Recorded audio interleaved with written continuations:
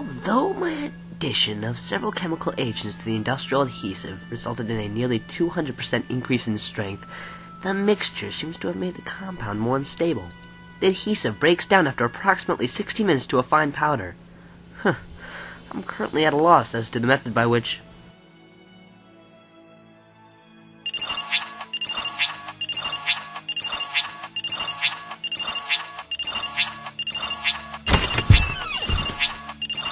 Hey, Pete. Morning, Uncle Ben. Well, our little monitor bug is working. I think we've got a future. Parker and Parker. Your scientific vision with my electronics expertise. Gee, you'd better run for cover. Yeah, that's great. At least something's working. The adhesive thing didn't work out, huh?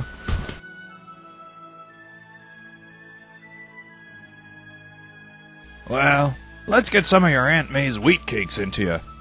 Get the blood flow into your brain. I know I'm close on this adhesive thing. Maybe more additives. Slightly different proportions.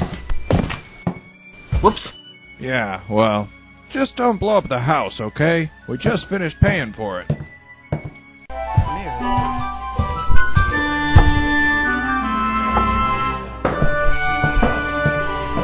Morning, boys. Morning, Aunt May.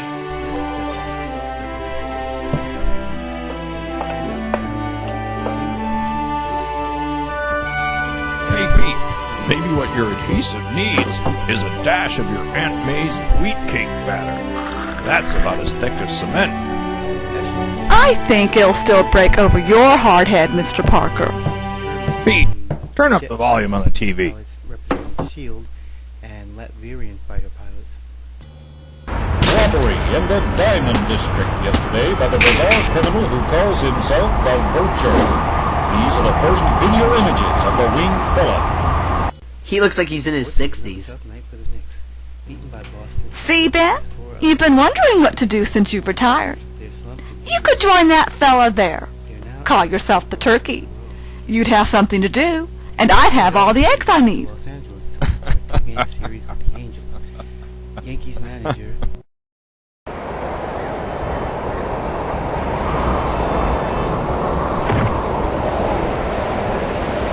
Hey, Parker, even with a second set of eyes, you still can't manage to keep out of the way of progress, huh? Sorry. I didn't know they designated this street a moron crossing.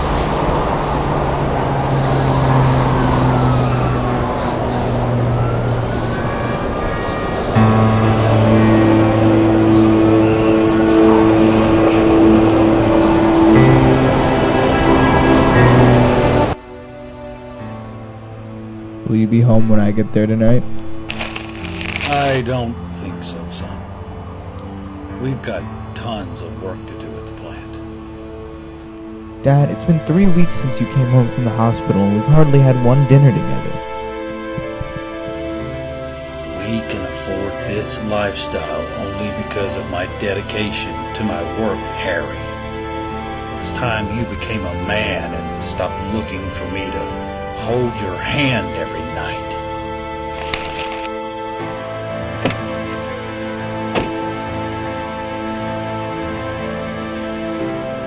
Harry!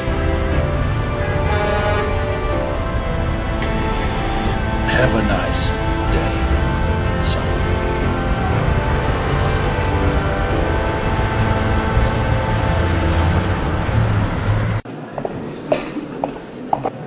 Hey, Osborne, how goes it? Chillin', Fly. So, what was it this morning? The Merc, the Beamer, or the Rolls? The Merc. How about you, Parker? The crosstown bus or the express?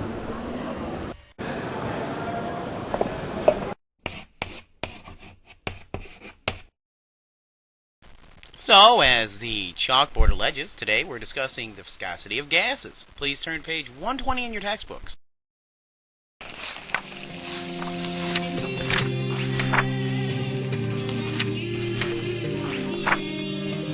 It is a general property of fluids that an applied shearing force that produces flow in the fluid is resisted by a force that is proportional to the gradient flow of velocity in the fluid.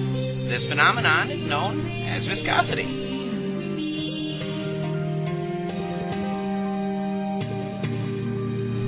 And maybe Mr. Parker can continue for us. That would be beautiful.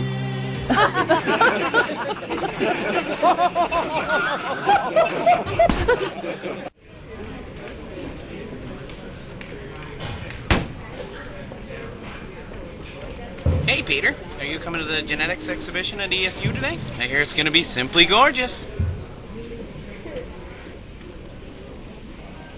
Hey, I'll see you there.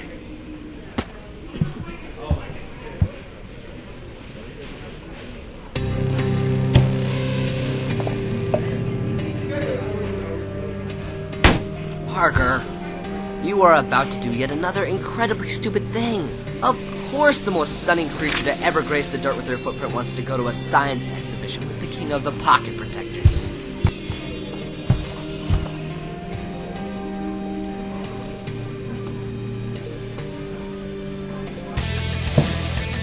Hey, Gwen. That outfit screams for a night of partying with Flash. I'm busy, Flash. That's okay. Everybody makes mistakes. The important thing is you can make up for it. What could be better than the embrace of Thompson? Well, if the genetics exhibition at ESU doesn't work, maybe being gnawed at by piranhas will do. Genetics exhibition? Parker, this is your fault. You're like a disease, spreading dweebitis to the unsuspecting victims.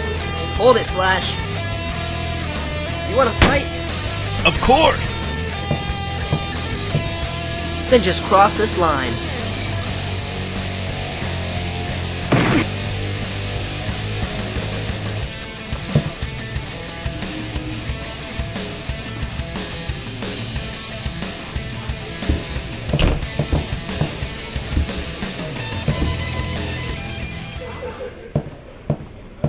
Hey, Parker. Yeah? Nice one.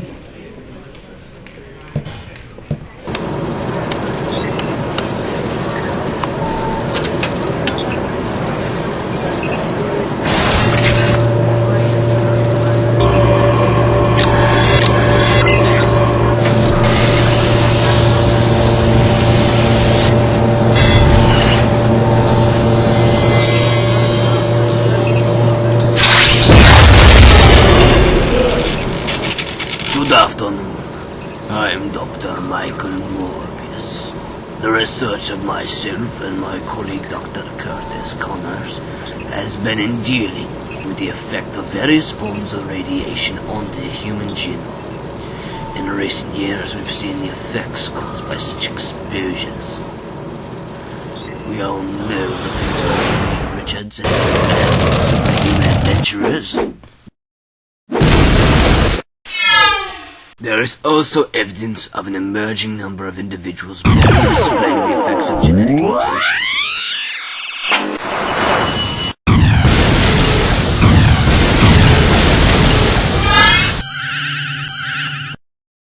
I'll categorize exactly how the various forms of radiation we may come in contact with will affect the human genetic structure, so as to prevent future undesirable mishaps.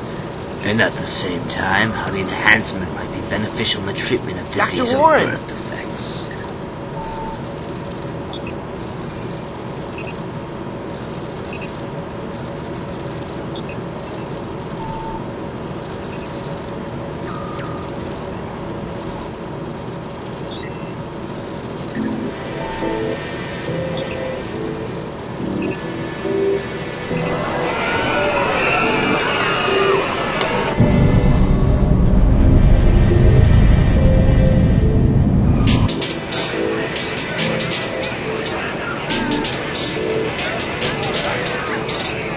Well, that concludes the comedy portion of our show. Folks, let's give the young man a hand.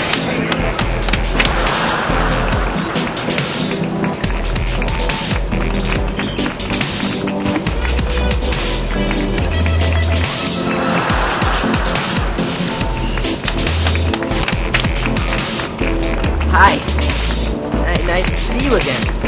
I'd now like to bring Dr. Connors forward to continue with the exhibition. Thank you. We're not completely certain why these extraordinary events have occurred. Perhaps it's a jump start to the next step in man's evolution. Perhaps it is a reminder by a higher power that as man advances towards the future, we must remember that we are still children in the eyes of the universe, and that our growth technologically must be tempered with an awareness of just how little we truly know.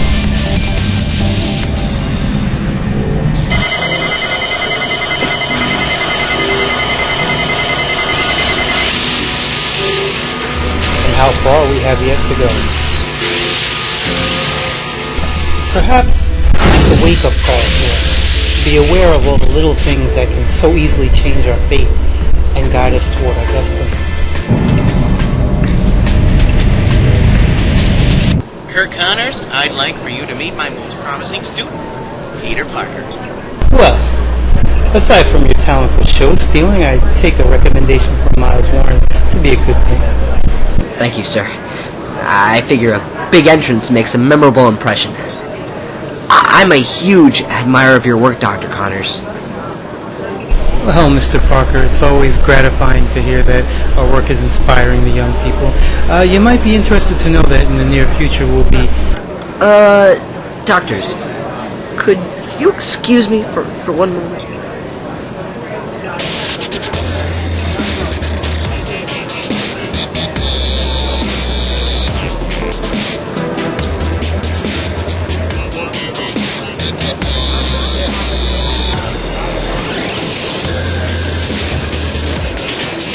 Hey.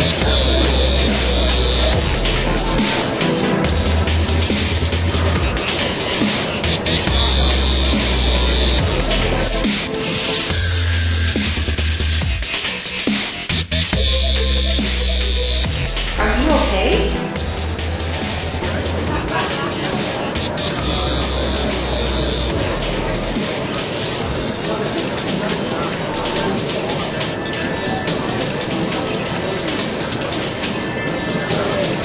Yeah, I'll be okay. So, did you want to tell me something? No, not really. It's just, in case you weren't completely convinced I was an idiot, figure I'd remove all room for debate.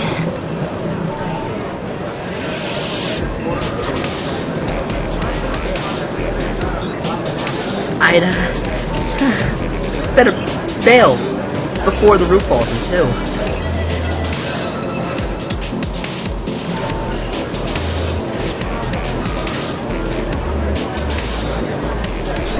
Bright boy, but he's in need of some social skills.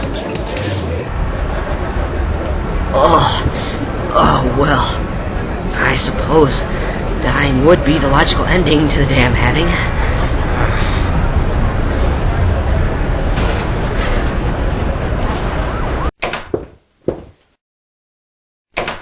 Peter, what's wrong?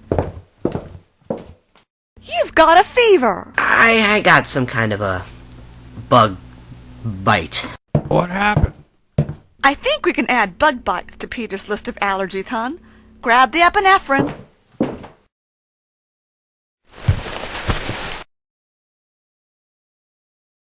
You might have a case of the flu.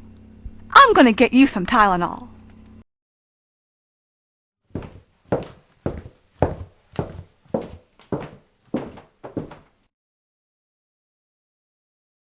Ben, make sure he stays still.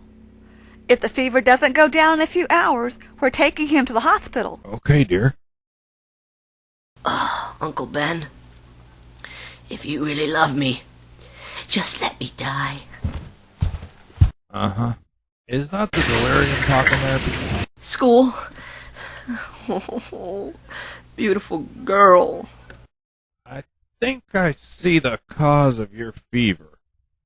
Like something out of a dream. You ever meet someone like that?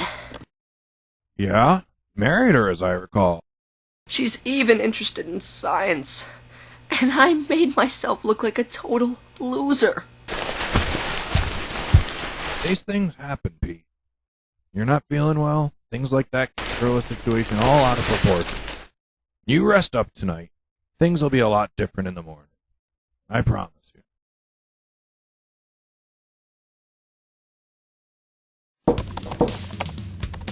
All finished your homework?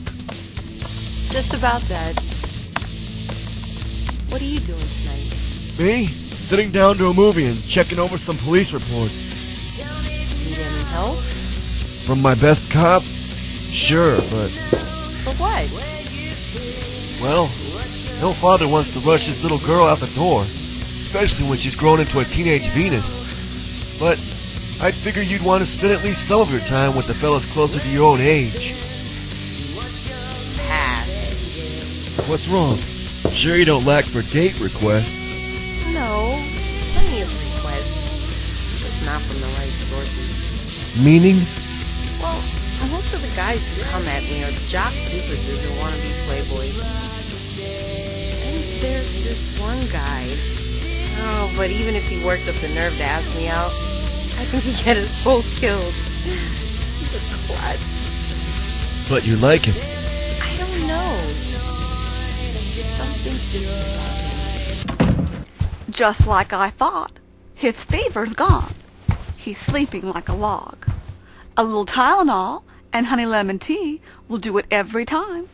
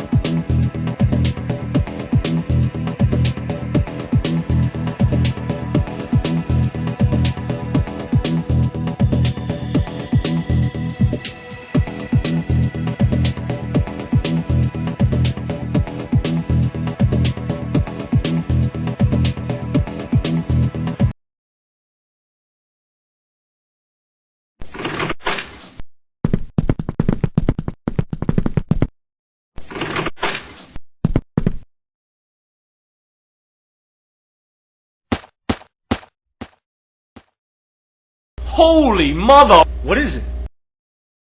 There was a guy in the freaking wall crawling like a bug. What are you talking about? You been smoking that good weed? Yeah, but that's besides the point. There was a really guy freaking on the wall. Shut up, let's get out of here. Or his dope dreams will be the least of our problems.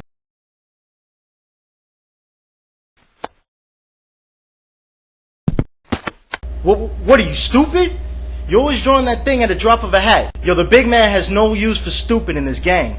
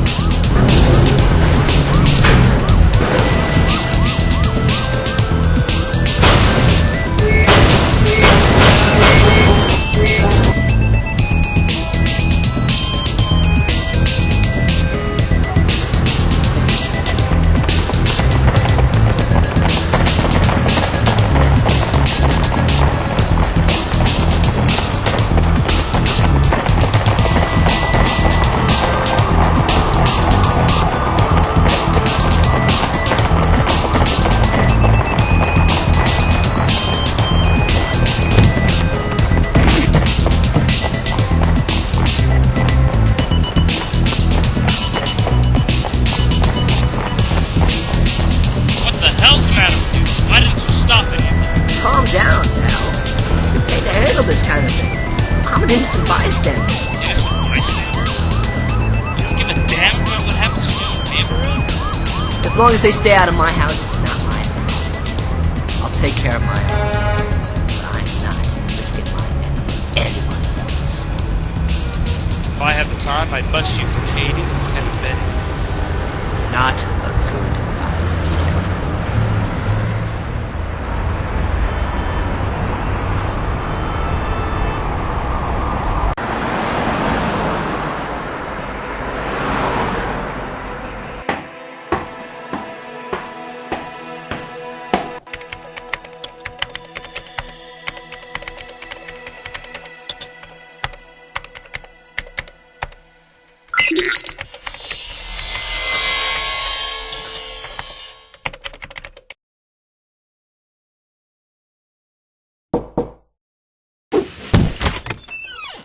How you feeling, Pete?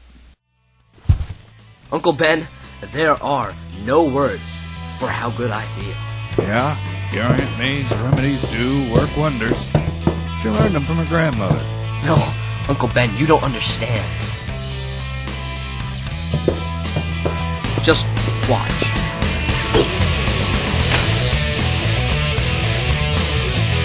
Now, honey lemon tea never did that for me. It wasn't the tea, Uncle Ben. It was the spider. The what? The spider that bit me yesterday. Somehow, it gave me its powers. Wait a minute. You mean you flies and spit webs? No. But I can do this.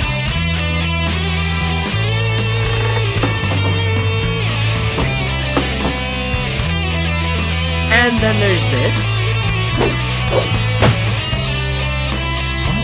Okay. I'm gonna go back outside this door, and when I come back in, I want my real nephew to be here.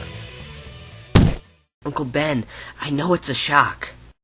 Peter, when you were 12 and you tried to rewire the house to make it more energy efficient, that was a shock. There are no words for what I'm feeling right now. Uncle Ben, no matter what I'm like physically, I'm still the same Peter I always was. I know that, Peter. I'm not sure what all this means, but there's gotta be something good in all this for us. These powers. But you have to remember all that comes with power, Peter. With great power comes great responsibility. Well, of course. But we have a responsibility to ourselves. This can mean so many good things for us. You, me, Aunt May. May. Peter, you'd better keep this between us for right now. But why?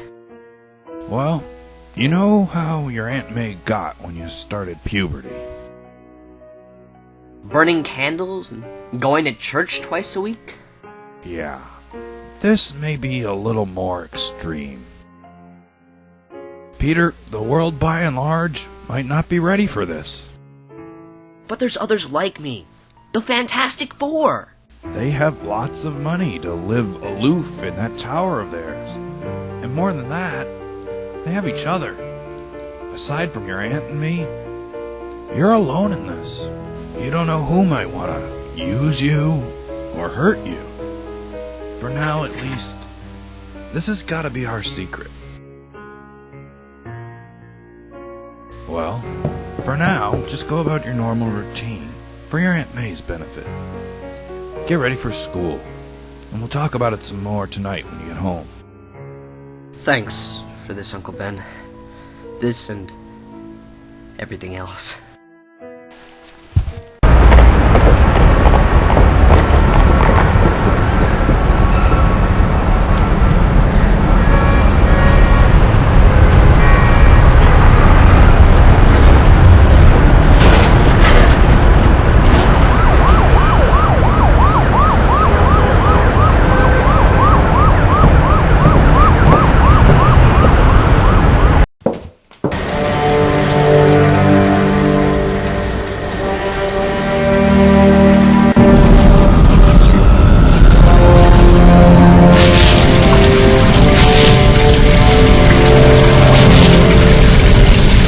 damage to Sector E will require 3 months to be repaired, at a cost of $15 million. But this is nothing by comparison to the amount of money that the corporation has sank into the failed cold fusion project.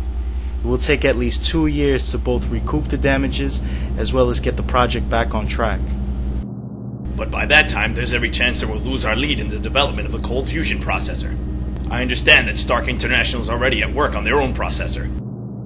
Stark is at least a year away from perfecting their processor.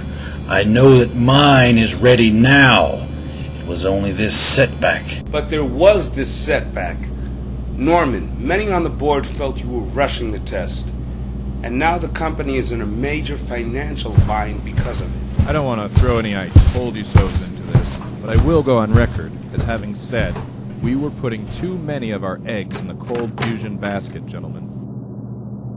Not to toot my own horn, but it was my idea to focus more of our resources toward the development of our robotics division. Of which you're the director, Dr. Strom.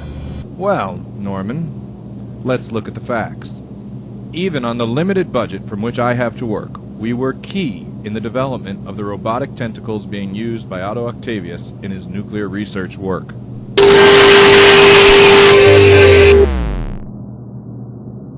Octopus arms. Those octopus arms have garnered major notice by the Defense Department. We're now developing several proposals for the government's use. Please, gentlemen. We know that everyone here has nothing but the best intentions in mind for the company and our shareholders. And let's not forget that Norman was seriously injured during the accident involving the cold fusion processor. Of course, but be that as it may, Norman, as chairman of the board and president of Oscorp, we need to see some pretty fancy footwork on your part in short order. We'll have to seriously reconsider the direction in which Oscorp is moving.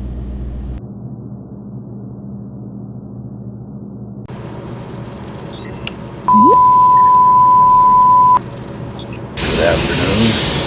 I'm Dr. Norman Osborn. We're here today for the first test run of the Oscorp cold fusion processor.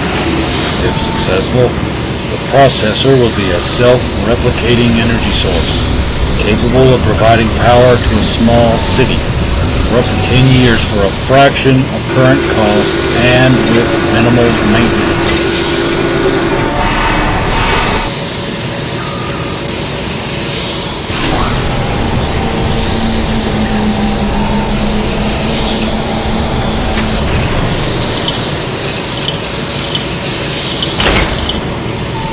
Now, with the flip of this switch, the future of energy production.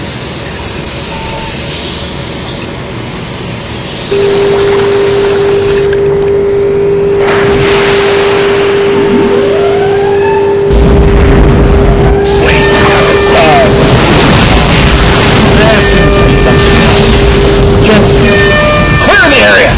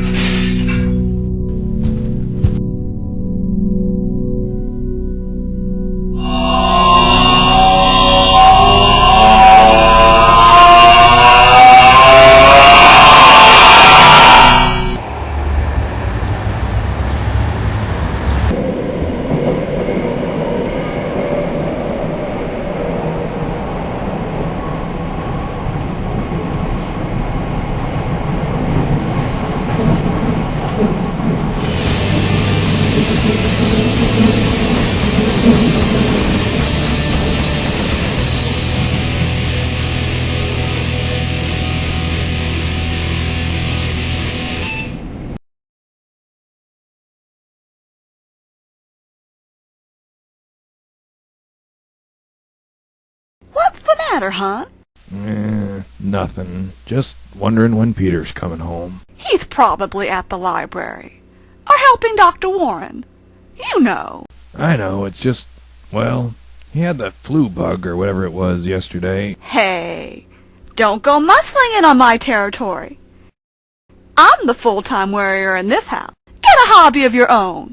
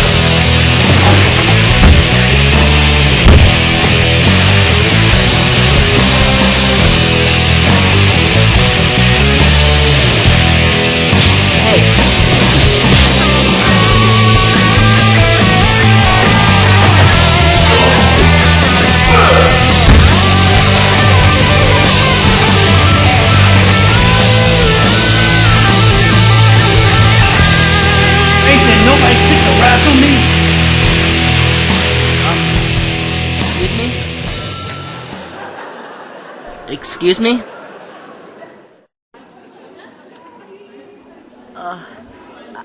I'd like to try.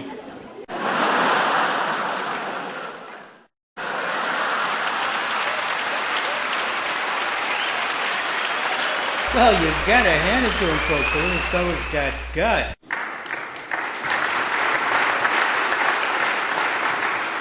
Not after I rip him out of him.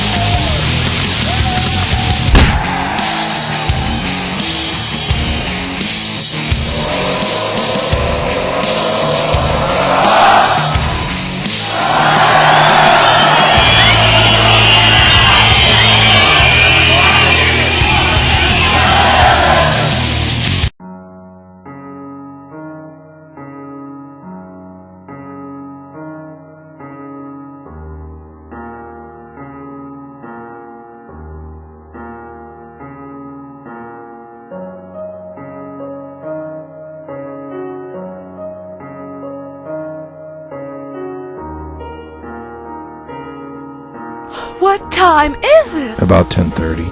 When did Peter get in? You mean he's not home yet? Calm down, honey. He's a big guy now. He's about to graduate. Who knows, maybe he met a girl. Oh, and you thought that would make me feel better. One of those little hoxies gets her claws into Peter. I think they call him hotties, May. Whatever! With the partying, the pot smoking, the... Or maybe she's someone he wants to wake up next to for the rest of his life. Just like you. You know, we did a pretty good job with that kid. Don't plan on revealing your identity, huh? Nope. That's good. We can play that out. Where does he come from? Who is he? The mysterious... What are you gonna call yourself? I'll come up with something. Make it good. And come up with a flashy costume, too. You're gonna make $5,000 a match to start. $5,000? Oh, that'll mean a lot to my family. Pete, when your Aunt May sees you, you're gonna be in big trouble for not calling. So you'd better eat your dinner now.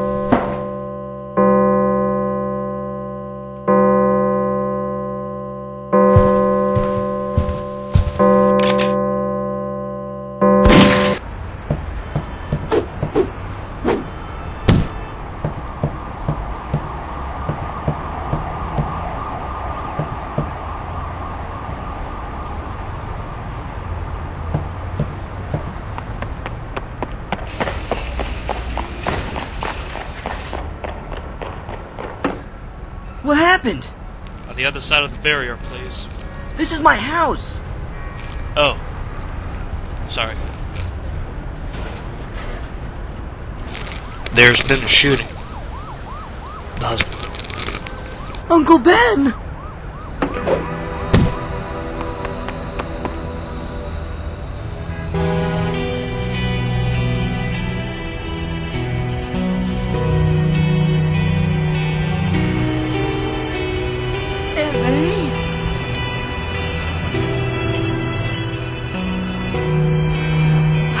Oh, Peter.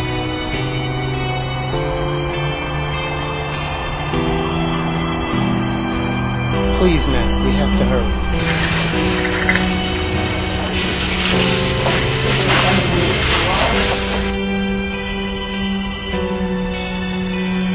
Sorry, bud. Emergency personnel.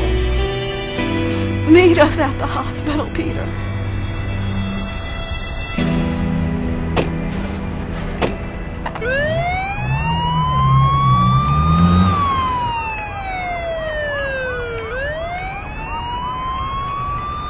Don't worry, kid. We're gonna get him. We've got a bunch of units chasing him over by the Queensboro Bridge.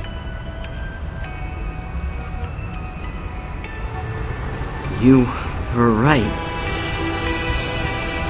It's all my fault. God is, punishing me. Sometimes, the most important lessons we learn hurt us the most.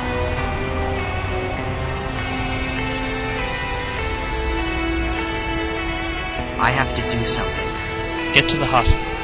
Support your family. There's nothing else you can do.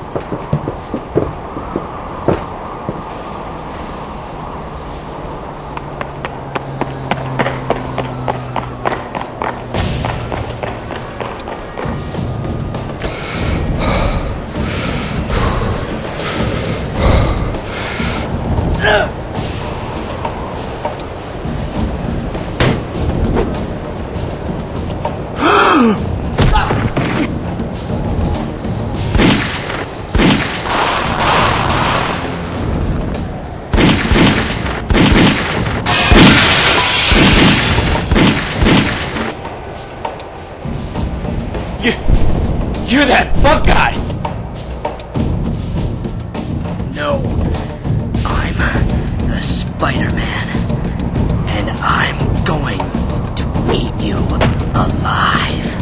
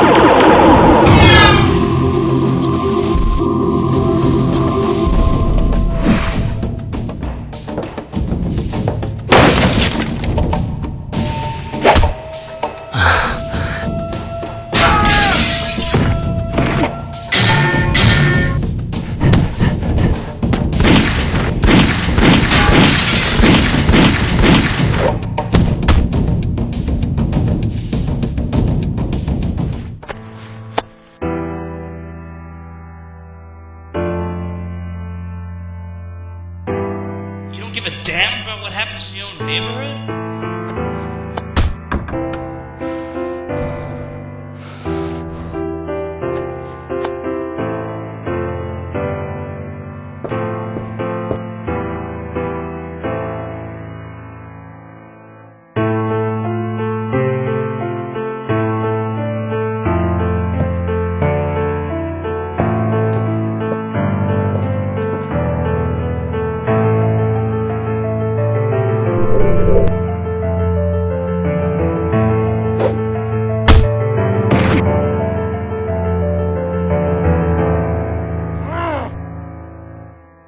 This is for Ben Parker.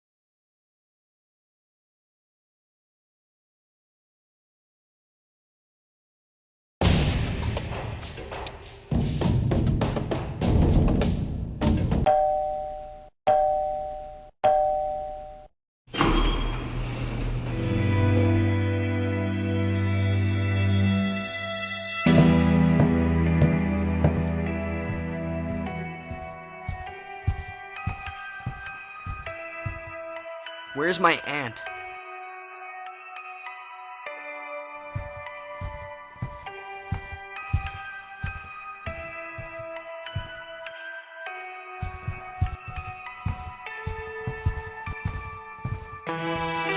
Aunt May! He's gone, Peter. He died on the operating table.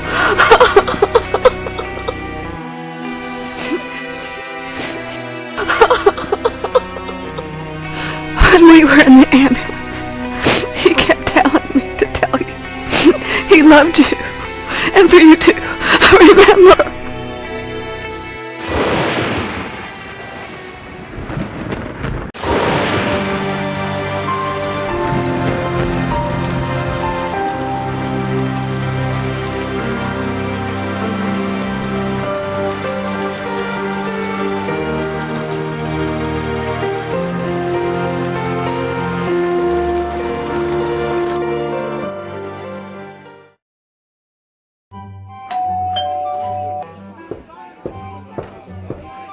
I don't know if you remember me, Peter, but your uncle and I were good friends. Of course, Captain Stacy. It's been a while. It's good to see you. Do you know my daughter? Well, I guess you do. Well, if you two will excuse me, I'm going to go say hello to your aunt. Peter, I'm sorry about your uncle. Thank you. I didn't know this was your family. I was wondering why you hadn't been to school. Really? Well, like you, hate you, nobody can forget you. I hope it's like. We'll see.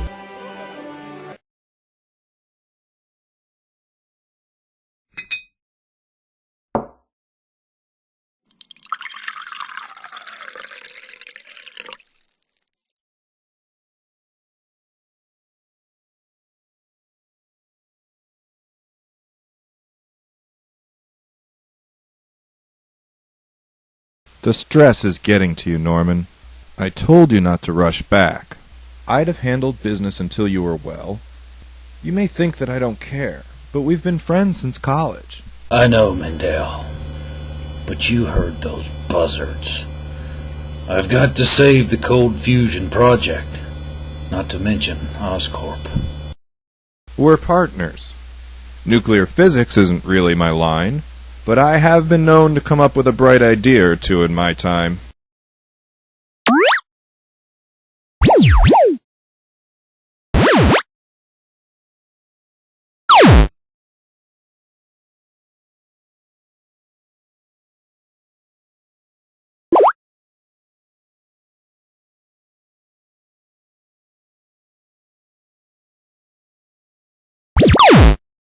The cold fusion processor was meant to be a miracle of the 21st century.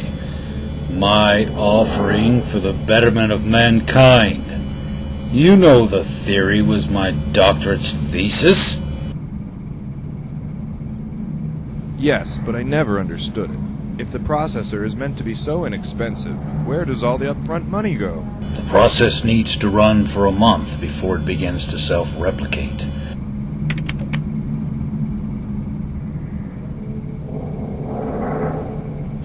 On a daily basis, fresh radioactive isotopes have to be replaced in the processor's core. The isotopes are extremely rare. And expensive. But after the processor is working, it will make its own. And we can use them for the production of future processors. It takes about a year to produce enough at a nuclear power plant for us to start working again. In the interest of positive thinking, there is a single long shot for us.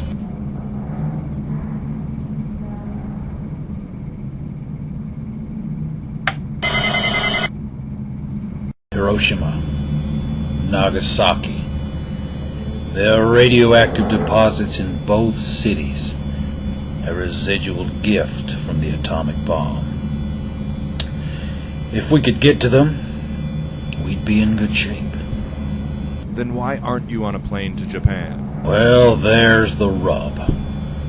The Japanese government are not wont to help an American company with materials that exist as a result of the deaths of 300,000 of their people on our part. It'd be like us selling the Pearl Harbor Memorial to Mitsubishi as beachfront property. So, what are our options? I can do a lot of drinking. Maybe come up with a way to redesign the cold fusion process. Perhaps there's a way to replace the isotopes with pig's crap.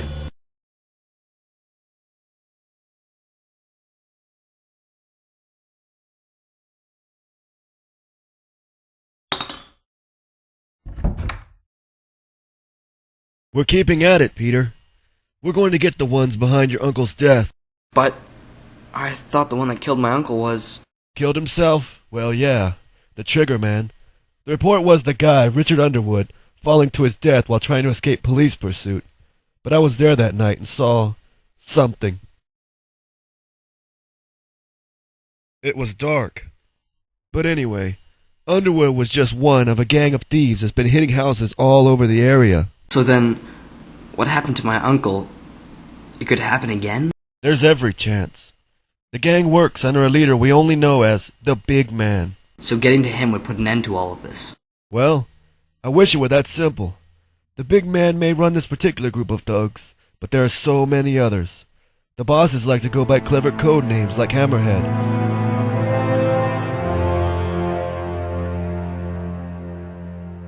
Right now, sitting at the head of the table is a man named Silvio Manfredi, but he goes by Silvermane.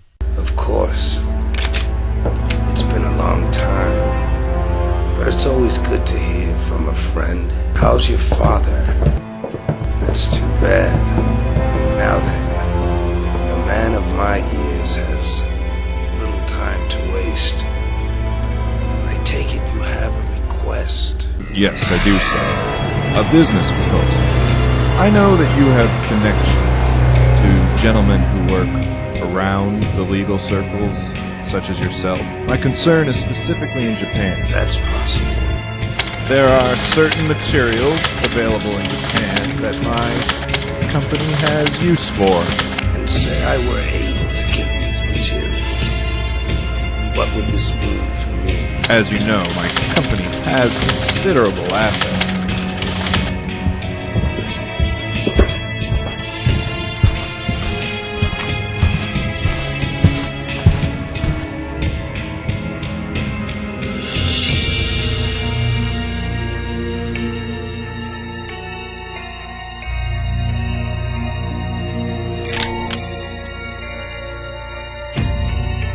I understand this man Osborne is the senior partner in your company. What's his position on this scheme? Osborne isn't our concern. He'll soon be just a member of these walls.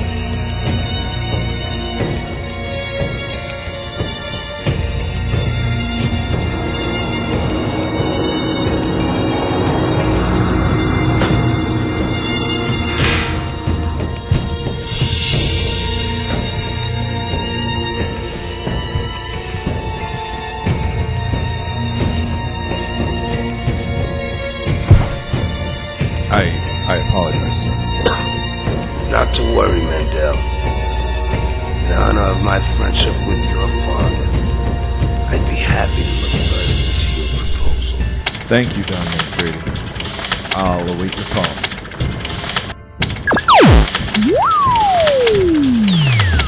So, despite the best efforts of the police, these men are still free?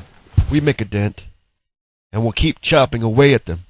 But we can't kid ourselves. These are powerful men. And what about the superheroes roaming out there? Well, they pitch in when they can. But I think most of those folks are too concerned about global disasters and threats reaching out from the abyss to worry about street crime here. Don't let this worry you, Peter. We're on the job. Thank you, Captain. I'm glad to hear it.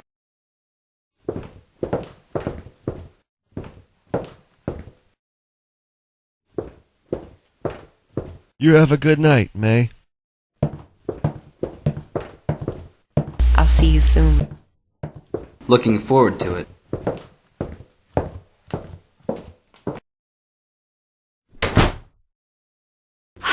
Well, I'd better get to cleaning up this place.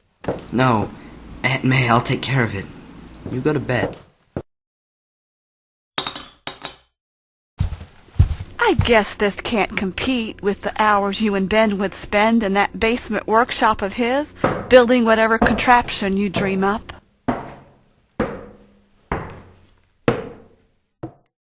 So, despite the best efforts of the police, these men are still free? We make a dent, and we'll keep chopping away at them. But we can't kid ourselves. These are powerful men. And what about the superheroes roaming out there? Well, they pitch in when they can.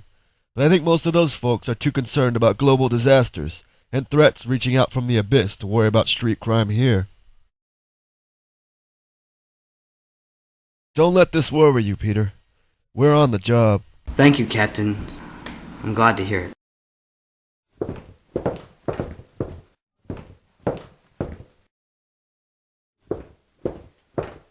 You have a good night, May.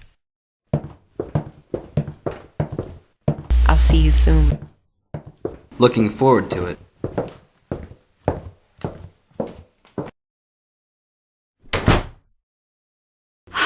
Well, I'd better get to cleaning up this place. No, Aunt May, I'll take care of it. You go to bed. I guess this can't compete with the hours you and Ben would spend in that basement workshop of his, building whatever contraption you dream up.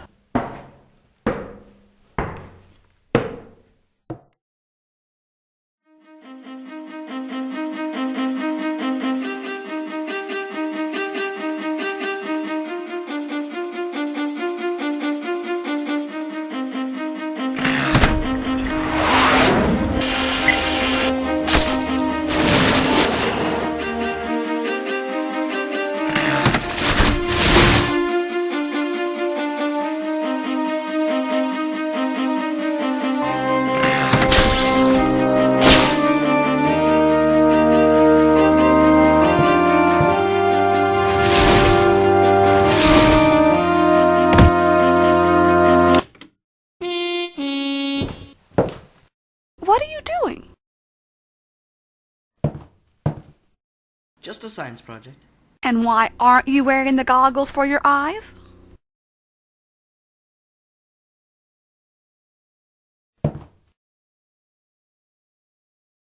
I don't want you doing anything where you might be hurt, Peter. And I'm watching you like a hawk. Don't worry, Aunt May. I won't do anything dangerous, I promise.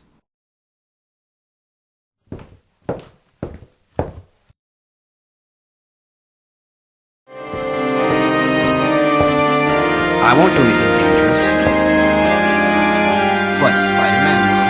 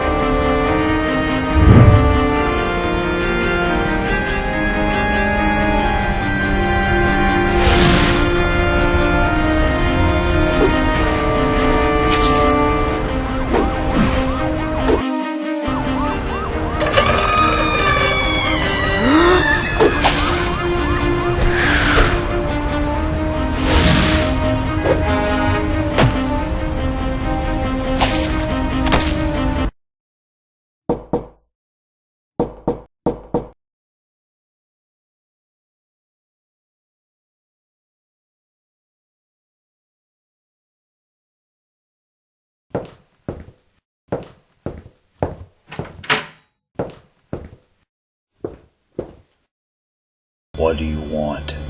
I'm going out with my friends. Just wanted to say goodbye. Goodbye. Dad, wait. I'm busy, Harry. Dad, you've been busy since you came back from the hospital. I was worried about you the whole time you were there. And now that you've come home, you don't have any time for me? Do I have to schedule an appointment to see my own father? I'm sorry, son. Things have been really bad since the accident. There are so few people around me that I can trust. You know you can trust me, Dad. Anything I can do to help you, I'd be happy to...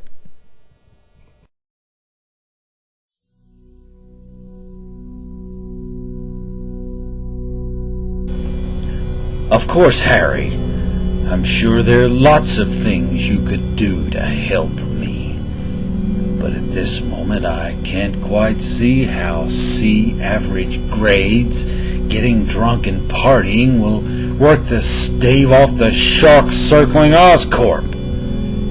But if I do, I'll let you know.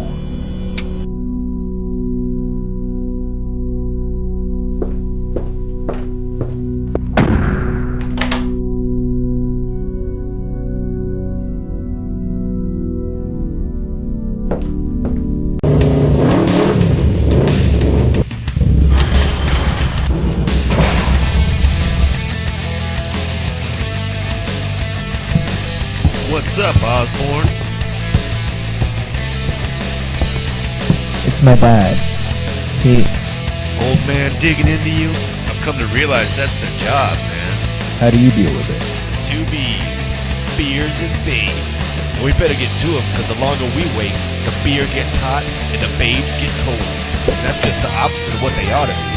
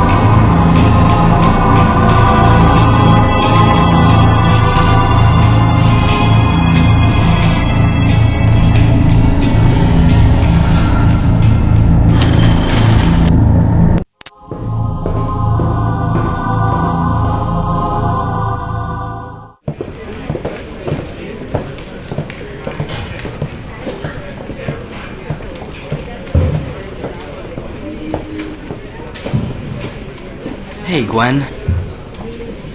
Hi, welcome back.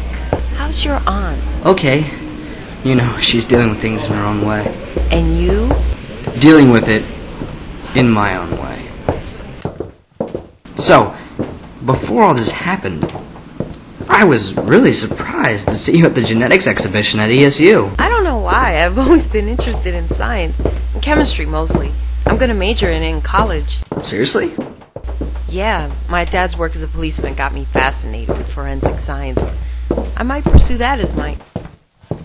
Parker!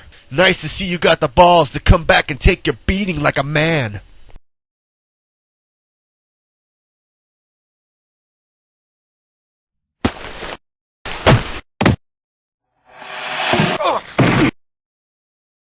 I hope landing on your brain didn't jumble it so much that you can't understand this, Flash.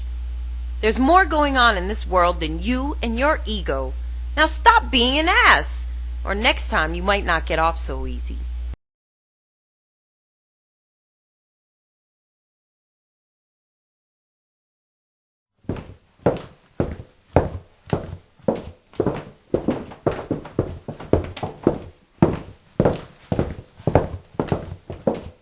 Hey, how did you...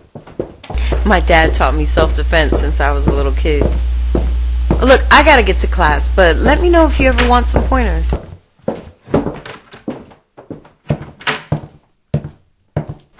Hey Parker, I heard about your uncle. I'm really sorry, man. Thanks, Harry. I know it's not the same, but I almost lost my old man a little over a month ago. Yeah, the accident at his plant. I read about it. I've been following his research for years now. I'm glad that he pulled through. You and your uncle were pretty close, huh? It used to be that way with me and my dad. Used to be? Things have changed since the accident. But hey, I guess you need to get going. Which way you going? Me too. English class. So what was your uncle like?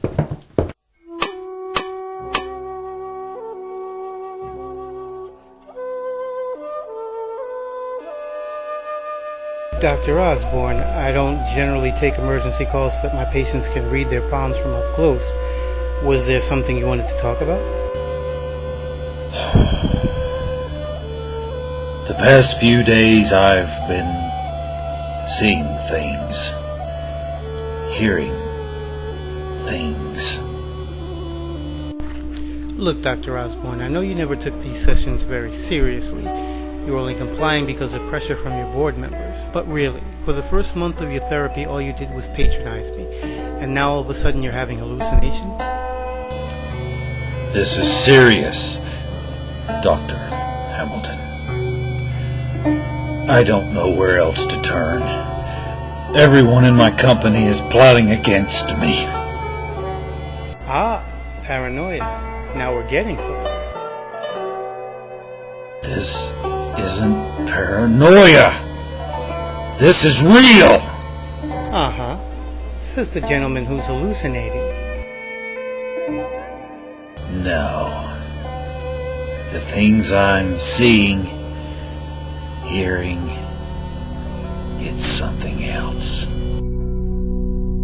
Go on.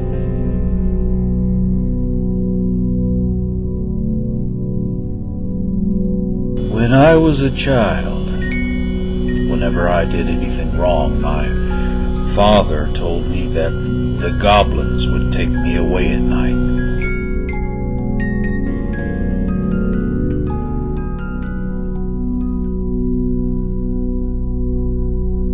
When I was 10, he put this figure of a green goblin in my room. He placed it on my dresser so that its gaze was focused on me when I was in bed. For the first month, I couldn't sleep. I was falling asleep at school.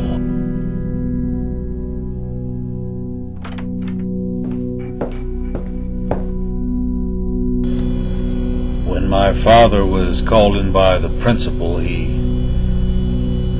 beat me and locked me in a closet for hours.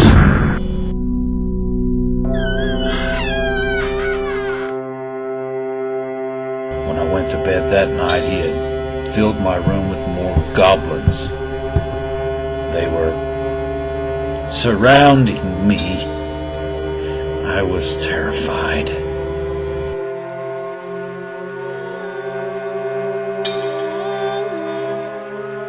The only way I could sleep was to befriend them. I gave them all names, voices, personalities. They all represented different sides of my own personality. And the most powerful one, the king of them all, was the Green Goblin.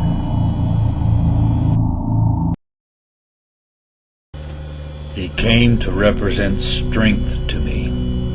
Whenever I felt challenged or frightened, I imagined that he was inside me, pushing me. It got me through those early years.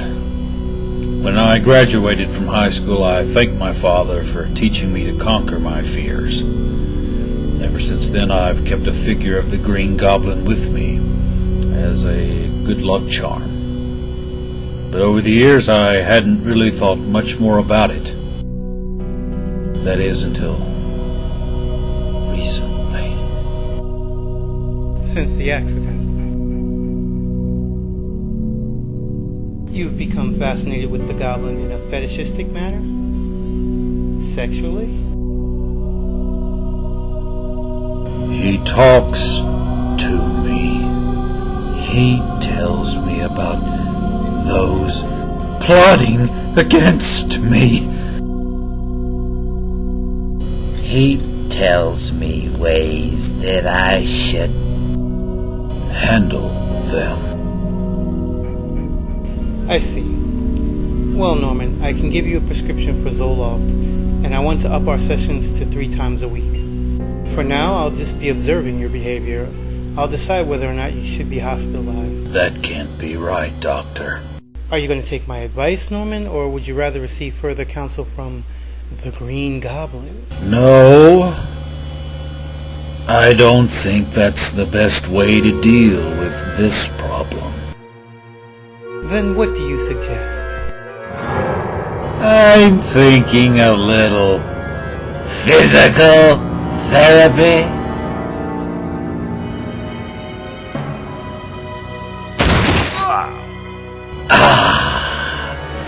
I feel better already. But you don't sound very good, Doctor.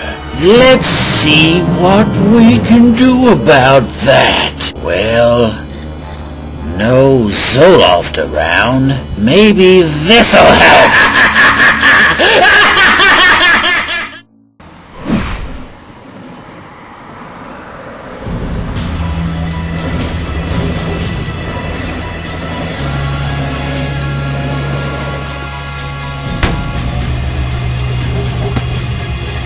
Everything's ready to move, big man.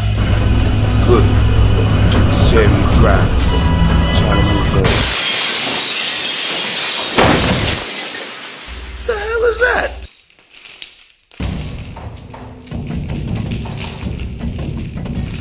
Don't mind me, boys. I just saw you were moving and figured maybe I could get a bargain on a karaoke machine. Like that freak up. Haven't you heard that the customer is always right? I'm not recommending this place to my friends.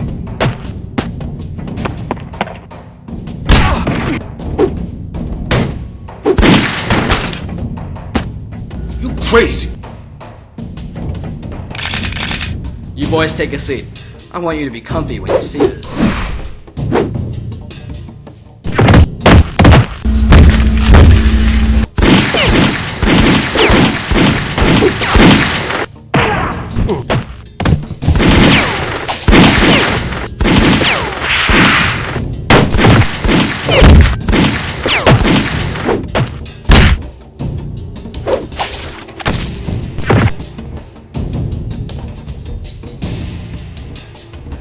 Ta-da! This is the part where you applaud and throw money. All the time it took to put this gang together. You think the big man is letting some wall-crawling freak show in a fright mask bust it up in a few seconds? Well, yeah, kinda. Look, pal, I get all dressed up for you guys, and this is the thanks I get? Some people just don't know how to show a little appreciation.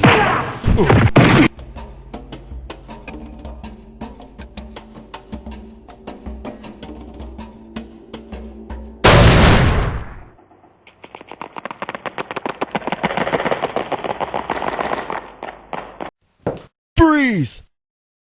No need for that, boys. I'm on your side. Get up there. Wait! Sorry. Cameras make me break out in hives.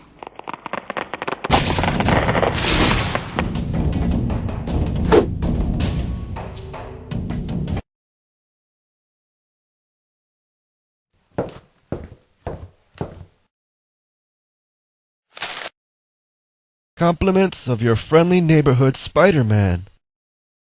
Spider-Man.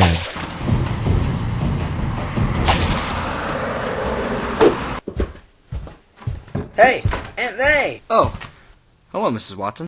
Hi, Peter. Peter, you're just in time to meet Anna's niece, Mary Jane.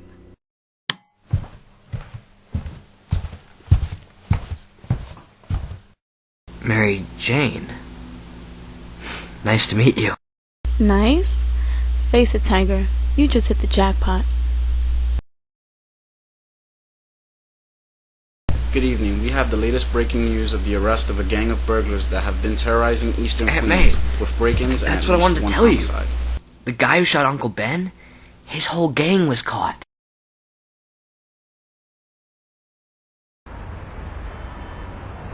We received an anonymous tip that someone had tracked the members of the gang to this warehouse and discovered that it was the hub of their operation.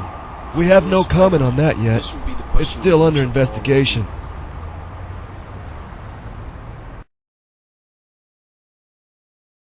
Ooh, that Spider-Man looks hot. I don't know, Peter. I'm glad those men were brought to justice, but that Spider-Man, he looks dangerous. I wouldn't want you emulating anyone like that. No good can come from it.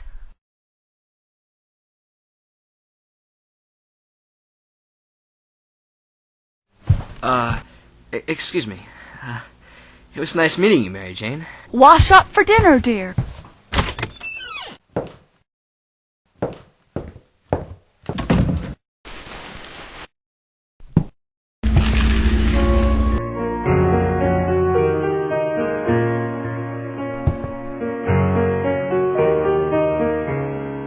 Did you see the way he flew through that skylight? It was the coolest frickin' thing I've ever seen. He trashes the gang and disappears. Reminds me of what I did to Standard High's defensive line last week.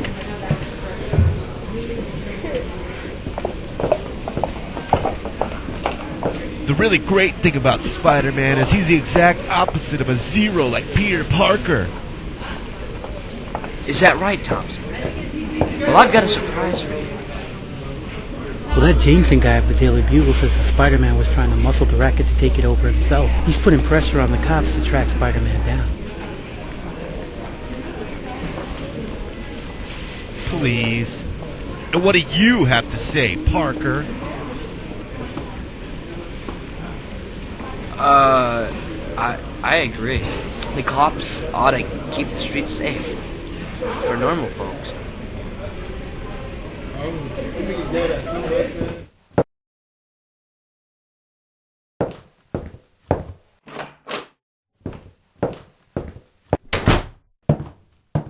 Yeah. Amazing how feet just keep moving in the same direction, seemingly on their own. Hi, Gwen. Carrying the weight of the world, Pete? More like the known universe. I'm just looking down because I don't want to see the inevitable safe when it falls on my head. That's not a healthy attitude. Well, there's one thing to do about it. Like a night out with the most gorgeous woman my eyes have ever feasted on. And just by coincidence, she's standing right in front of me. What can I say to that? It's not a multiple choice question. Yes is the only acceptable answer. Well, not wanting to flunk this test, I guess I have to say yes then. I'll see you Friday night. Parker, you are the friggin' man!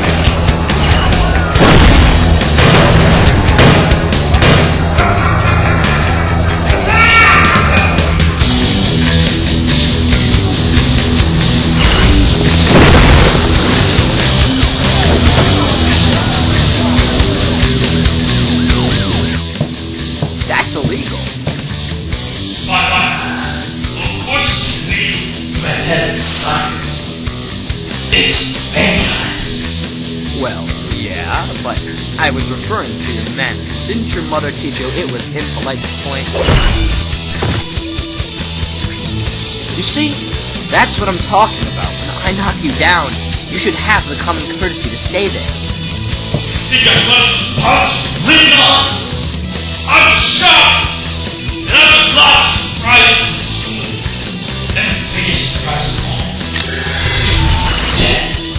I'm gonna... Do you have to do that echo thing? Because it's really distracting.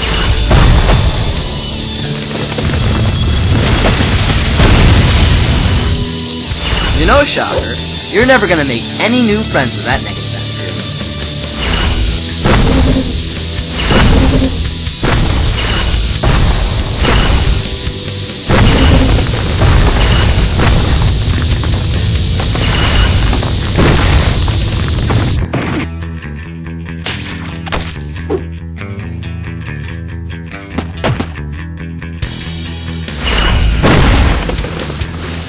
After I stomp you, could I borrow the reverb piece? It's gotta be a blast at parties.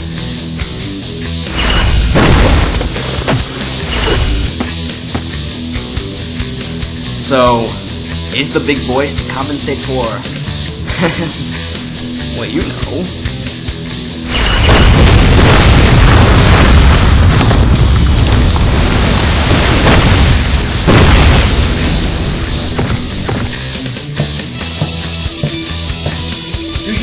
What it's going to take to clean this? Expect an angry letter from the custodial workers union.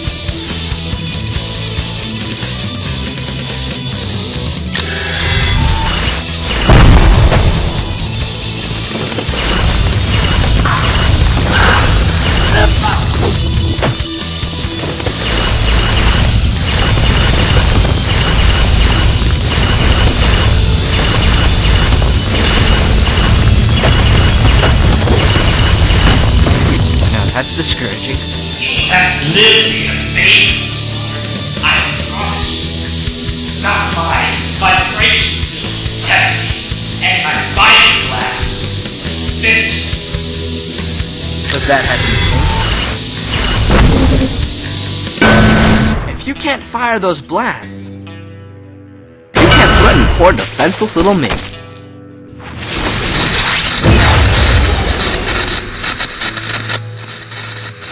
And that just makes me as warm and fuzzy as a Hallmark card.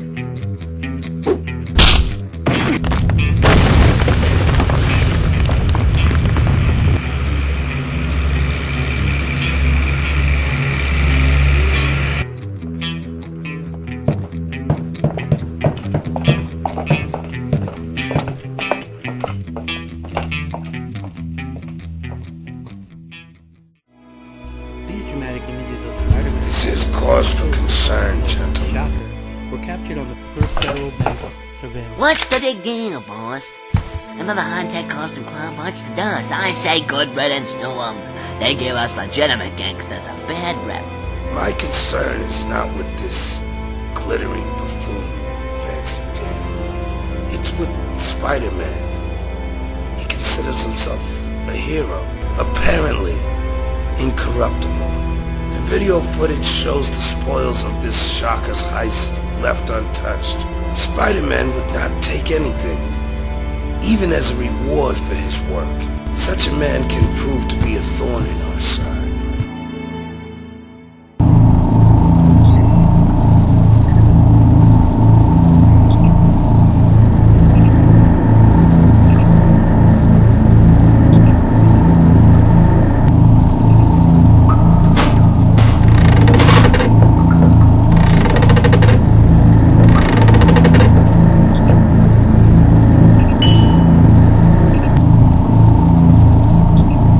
Local news, police are baffled at the sudden disappearance of noted psychiatrist Barton Hamilton. It had been assumed that he had left on a spur-of-the-moment pleasure trip. However, family and friends had yet to hear from him.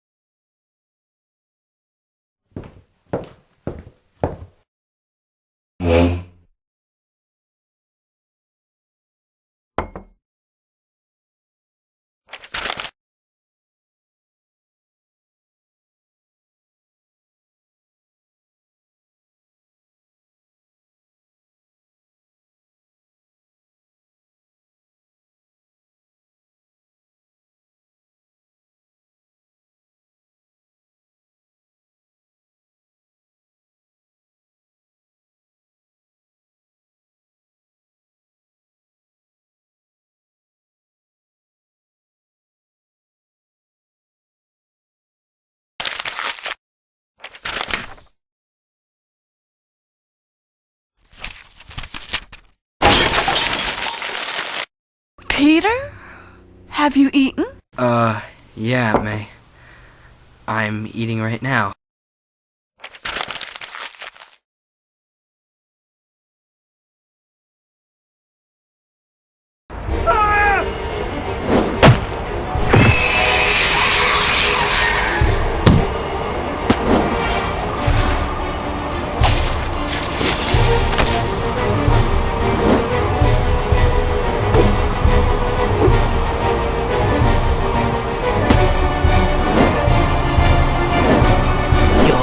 Upon you, Spider-Man.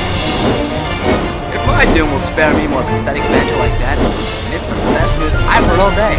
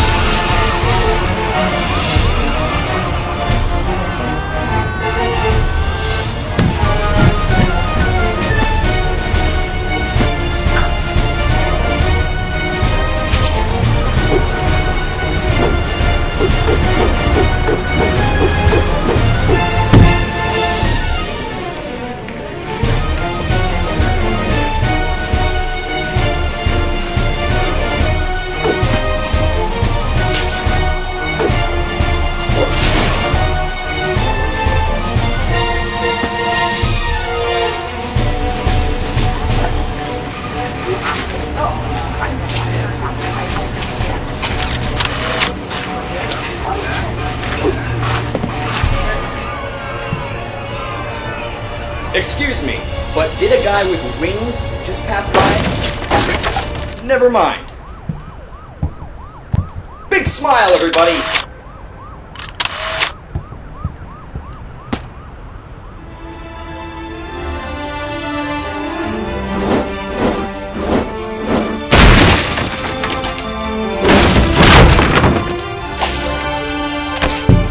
Will nothing short of bug spray rid me of you?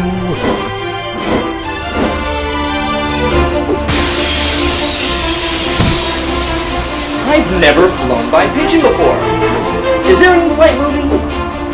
You'll find that flying by vulture costs an arm and a leg.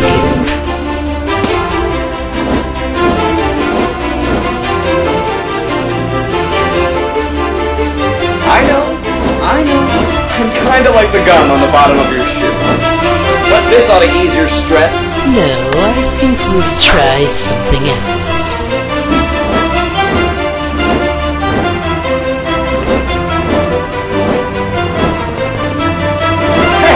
I didn't order the pedicure. Look, I'm already too short by superhero standards.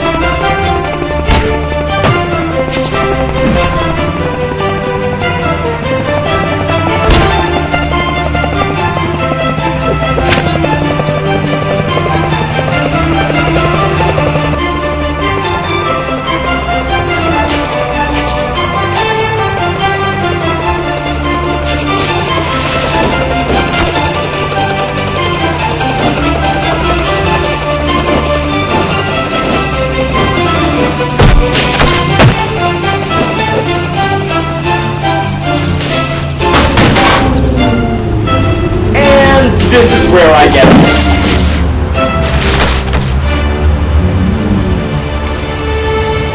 Next time, I take the bus.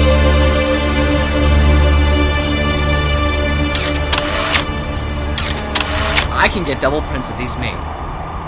I'll send them to you in prison if you'd like. Maybe next year we can do Disney World.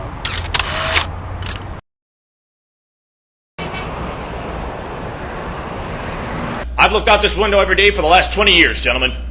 But I tell you, right now I don't recognize this city. Is that the opening of this week's editorial, Jonah, or are you just waxing poetic for us? I'm serious, Robbie. Although that would make for a great opening. How about getting to the point, Jonah? What I'm saying, George, is that we're being overrun by psychos. With all these weird abilities. It's not like during the big war. We had guys like Captain America that we could trust. But Cap is still around, Jonah. Yeah, but he's running around with the Avengers now. That long-haired hippie, Thor. Even worse, we've got that Fantastic Four thrown around the city. Then in New Mexico, there's that monster called the Hulk. What's the world coming to? Now there's this Spider-Man. And I'm telling you, he's got to be the worst one of them all. This wouldn't have anything to do with his saving your son John during that test flight mishap, would it? That's just a symptom of the problem, gentlemen. He crawls around the city, spinning those disgusting webs, hiding himself under that creepy mask. At least the Fantastic Four show us their faces. We know their real names. What do we know about this Spider-Man? Where does he live? In a cellar? In a cave? Does he suck blood? And all this under the guise of being some kind of hero. But he has done a lot of good. I'm saying it's all calculated on his part. Sets up some lowlives in front of the cameras. All to make himself look like he's on the side of the angels. But I'm not fooled. It's all to cover up his true agenda. Which is? How the hell should I know? I don't spin webs or eat vermin. But I'm gonna find out. The Daily Bugle's the city's last bastion of truth. Is that the new slogan for our advertising? No. Well... Look, Jonah. I have my questions about just what Spider-Man is up to as well. He might have been involved in the death of a suspect. Aha! But it's also possible it was an accident. Until I know more, and I intend to know more, I'm willing to take Spider-Man's assistance to law enforcement at face value. The ones he's captured have all been proven criminals. You're not going pinko on me, are you, George? I'm looking for your help. I want you to work in conjunction with our investigations into what these costume vigilantes are doing, with particular emphasis on this Spider-Man. Well, I'm not for witch hunts, Jonah, but I'll help you in any way I can. That's great, George! George, maybe we can grab a cup of coffee and I can pick your brain for ideas about Spider-Man. Sounds good, Robbie. Okay, fellas, you go to it. Mr. Jameson is in with his editor and a guest. As soon as they're finished... Oh, they must be done.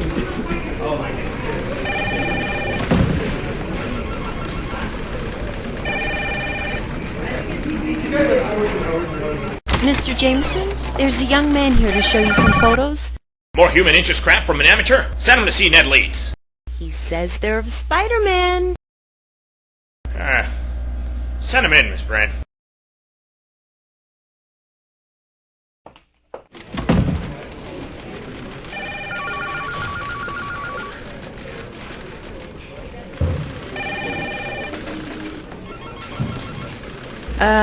Mr. Jameson will see you now. Thank you. I was just, admiring the texture of the wood on the side of your desk. I'm fascinated with, Mr. Jameson's office is that way?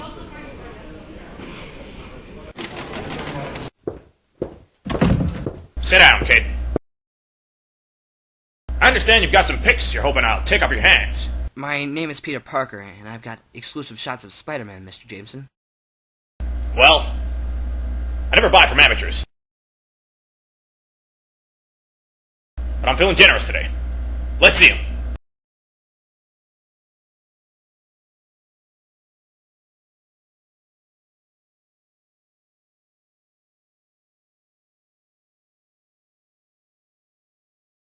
Where'd you take these from? Underwater? What's this? Shot a Spider-Man or a ladybug? You ever heard of Focus, kid? Focus! Look, just 'cause I don't want you on the hard street stealing apples off a cart, I'll give you $25 a shot. The Globe is offering 60. Sure. 'Cause the only other story the Globe has to run is whether the city's editor can squeeze his fat ass into the chair each week. Okay, since you remind me of my pet beagle Olaf, I'll make it $35 a shot.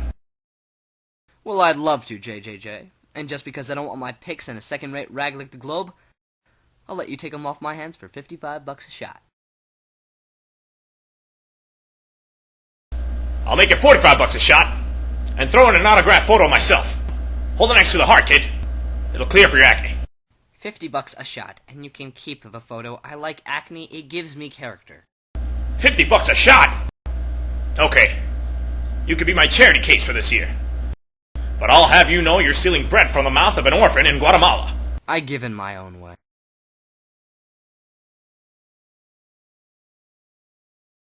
Hey, how's a punk like you get pics of Spider-Man?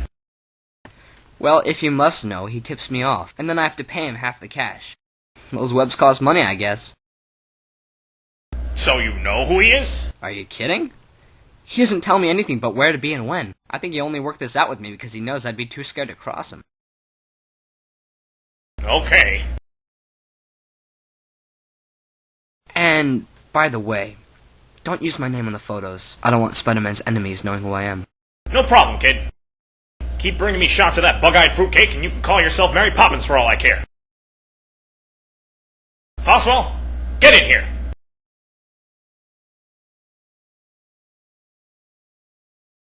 What kept you? Foswell, this is Parker. He's been lucky enough to get some photos of Spider-Man.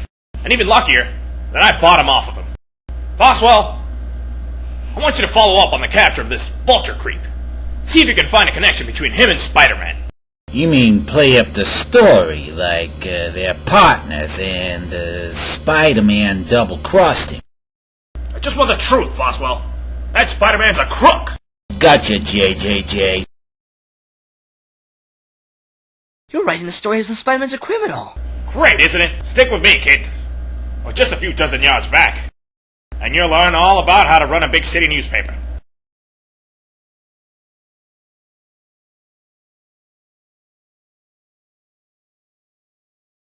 Okay, Parker. You've got your blood money. Now get out of here. Go buy yourself a hula hoop. I've got work to do.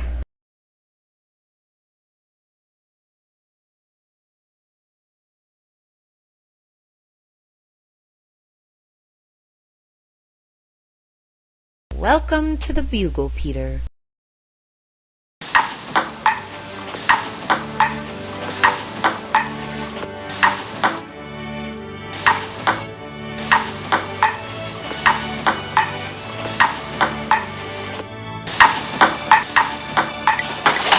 Ha! Point to the silver-haired beauty.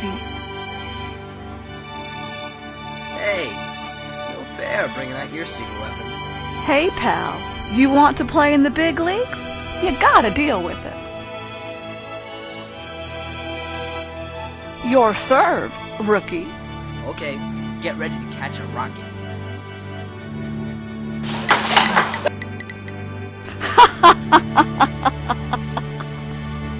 I guess that launch was scrubbed. Game, set, and match. Don't sweat it, rookie. Winner buys dinner. Oh, dinner. I just remembered. Hey, Mr. P. Hi, Miss Parker. Oh, hi, Gwen. You and Gwen are going out tonight? Yeah.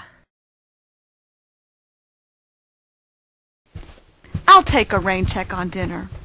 You kids have a good time.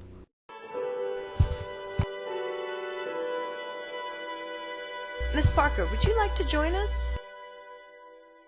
I haven't been out of the loop that long. Oh, really? We'd love for you to come. We're just going to the carnival at Shea Stadium. Yeah, man, it'd be great to have you. How many guys get to be seen with 2 goddesses on his arm? It'll kick my rep up about 1,000 points. Well, I don't know, Peter. Please, Miss Parker. Call me Aunt May.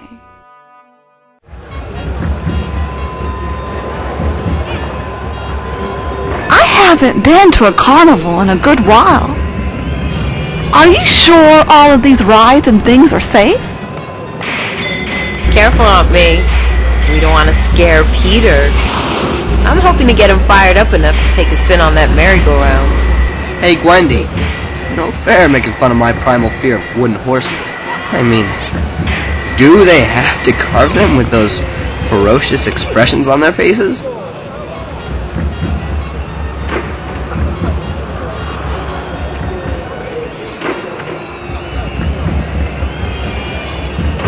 Don't worry, Gwen.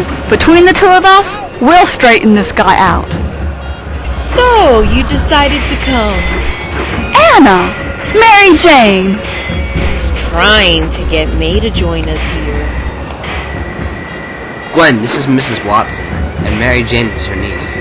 Nice to meet you both. Same here. Decent taste in dates you've got there, Pete. I'll say. Harry! Now we've got a party! It's always the quiet ones. Pete, you dog. Hugging all the beauties to yourself. With 4 gorgeous women with you, you'll have to sacrifice 2 to the lonely guys like me. Peter, why don't you and your friends go and enjoy the carnival? Anna and I are going to stroll around and talk. I don't know if that's a good idea. I don't want to hear that you two are terrorizing the folks in the bumper car rink. You've got that wild look in your eyes.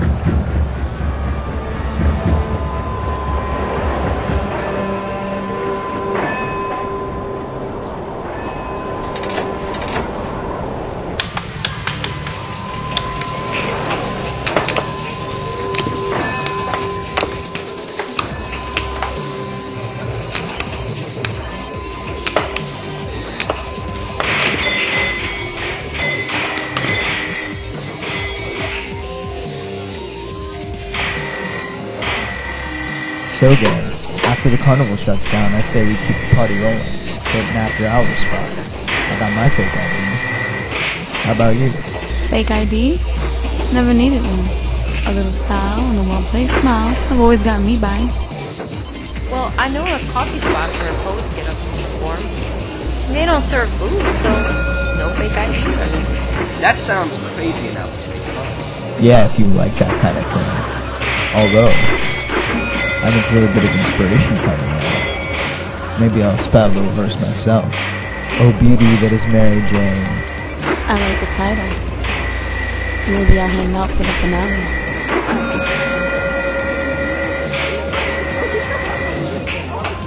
Looks like those two are getting along well. Hadn't noticed.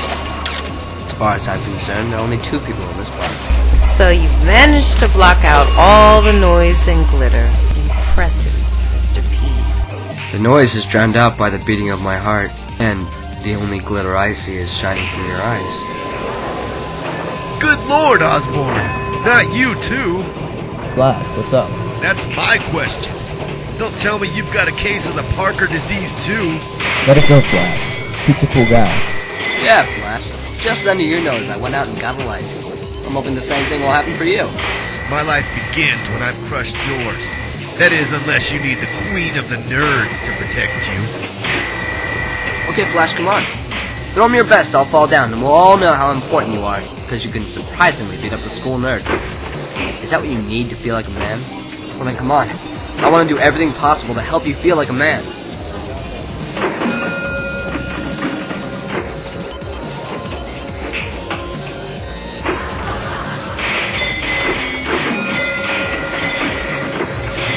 To hell with you. He wins the war without firing a shot. I like that. Glad you do. And when my knees stop shaking, we can continue our stroll.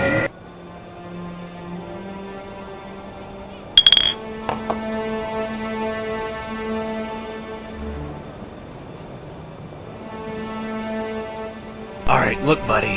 Here's some cash. I need your clothes. Your clothes, man. I need your clothes. Hold it! Look, I'm not robbing him. I'm giving him some cash. Electro, don't move!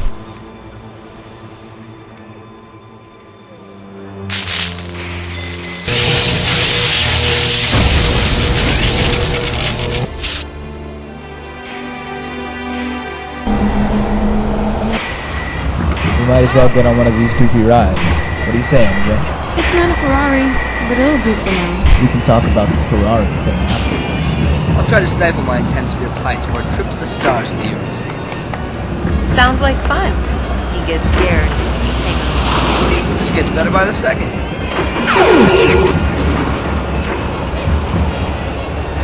Peter, what's...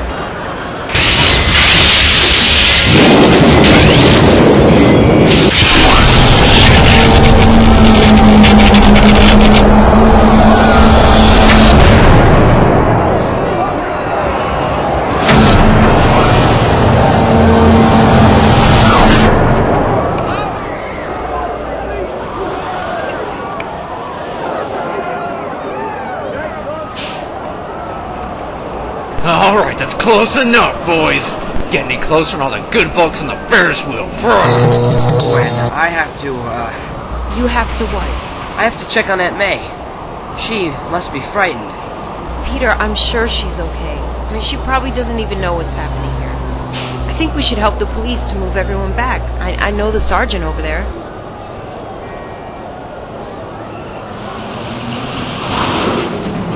Come on. Sergeant Mullen. Gwen! Can we do anything to help? No. Gwen, you and your friends should just move back beyond the barrier we're setting up. We don't want to give Electro more potential hostages. Come on, Gwen, we better move. Now all I want is a chopper to fly me out of here, and nobody will be hurt.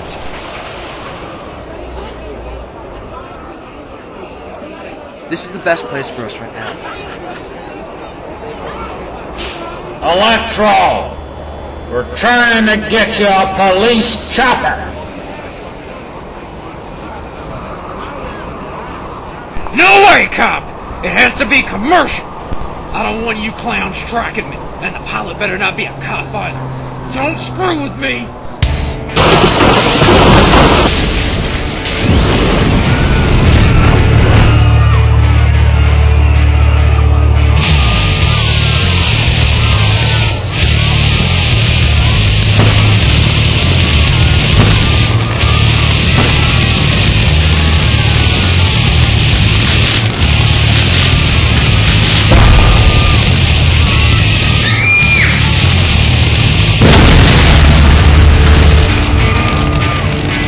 So you don't think I'm kidding. If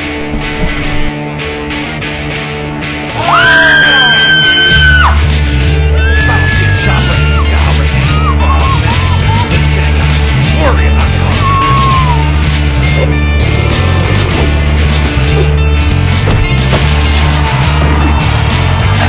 Get out of here, kid! Spider-Man! I've been wanting to tangle with you. But this ain't the time or the place. It's a carnival. These folks have paid their mission, and since you're a circus freak, I figure they deserve a little entertainment. You asked for it, punk! Now! In the center ring! See a spider get deep fried!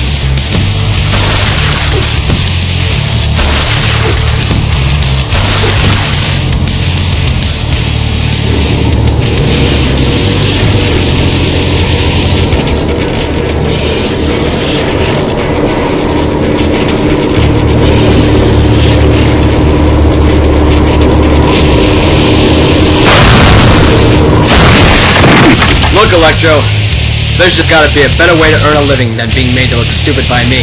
Ever consider being the star at the top of the Rockefeller Center Christmas tree? I know it's seasonal, but I think it comes with a 401k.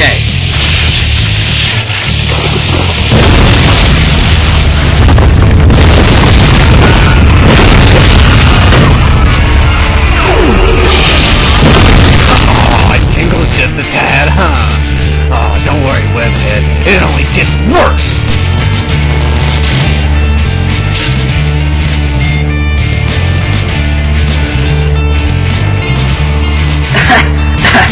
Sorry about the hostages, Sparky, but you can take me with you just as long as you promise to buy dinner. On to plan B!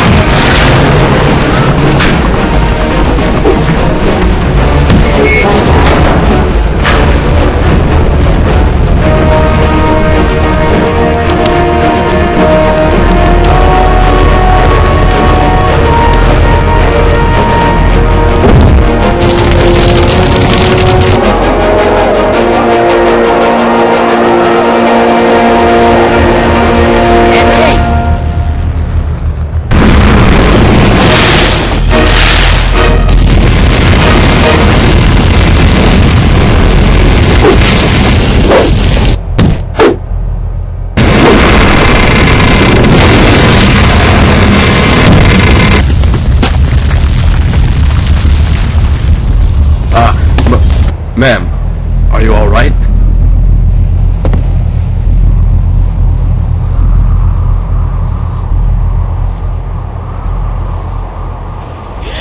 May! Aunt May, are you hurt? I'm fine. Where's Peter? Aunt May! I'm fine, Peter. I'm fine. I was just worried about you. Are you okay, Peter? I'm okay. You? Are you sure you didn't stub your toe while you were running away? Gwen, I can explain it. Only problem is, there's no one here that wants to hear it. Goodbye, Aunt May. Peter? What's wrong? What happened to Gwen?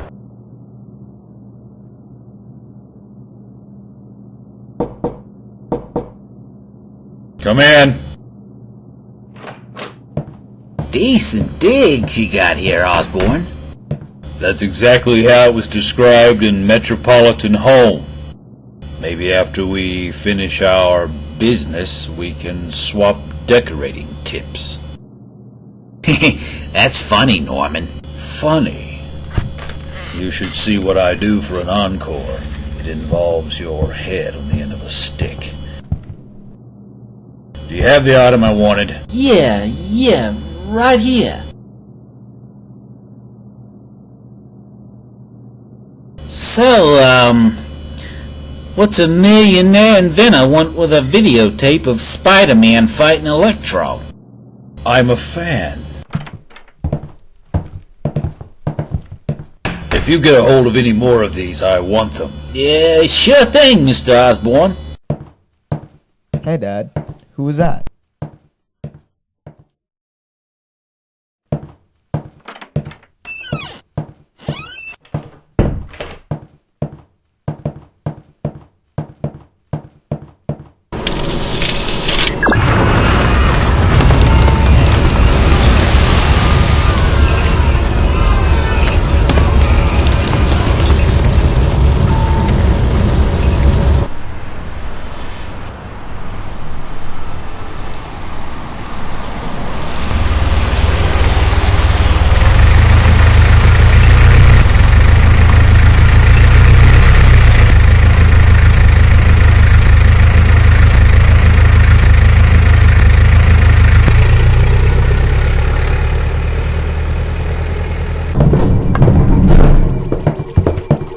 Don Manfredi, it's so good to see you. You've come very far, Mendel.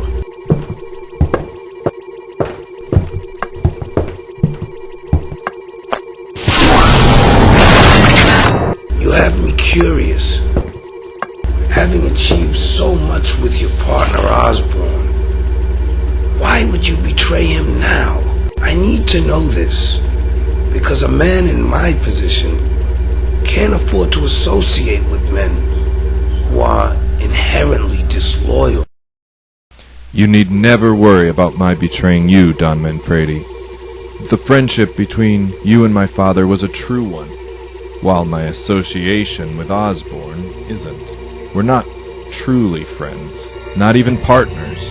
You'll notice that though we're partners, the company doesn't bear my name as well as his, simply because it was his family's money that financed it. He ridiculed me, did all he could to make me feel inferior to him. My work, inferior to his? I would think the success of the cold fusion would be a feather in Osborn's cap. That's what these materials you hope to acquire will do. You know, I decided years ago that I would take control of this company no matter what the cost. I nearly achieved my goal 5 months ago. I altered the computations of his cold fusion test so it would fail, and his death would have been the icing on the cake.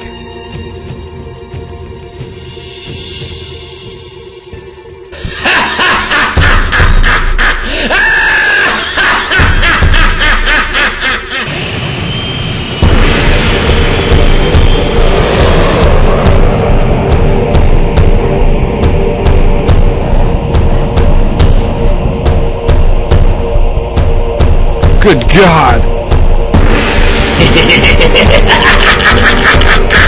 You couldn't be more wrong, Mr. Strong.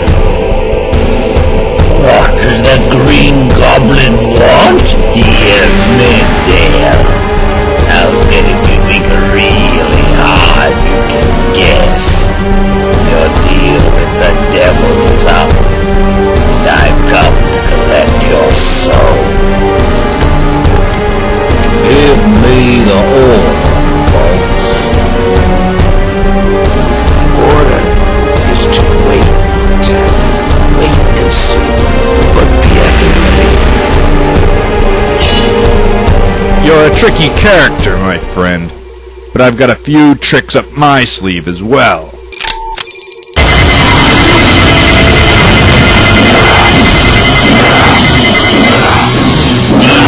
Playing with your erector Strong.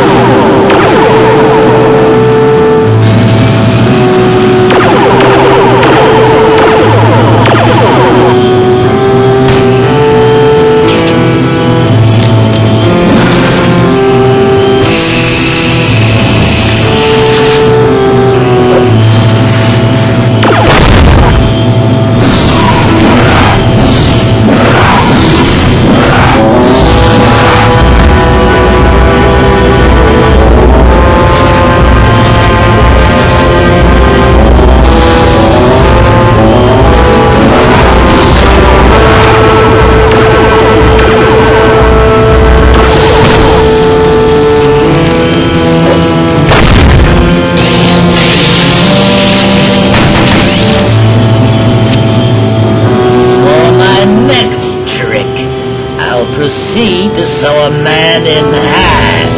Any volunteers?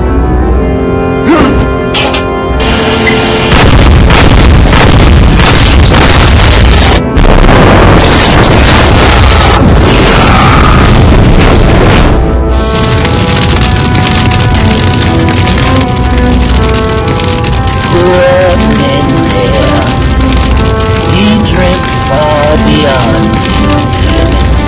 Who's got marshmallow? This break's too crazy to listen.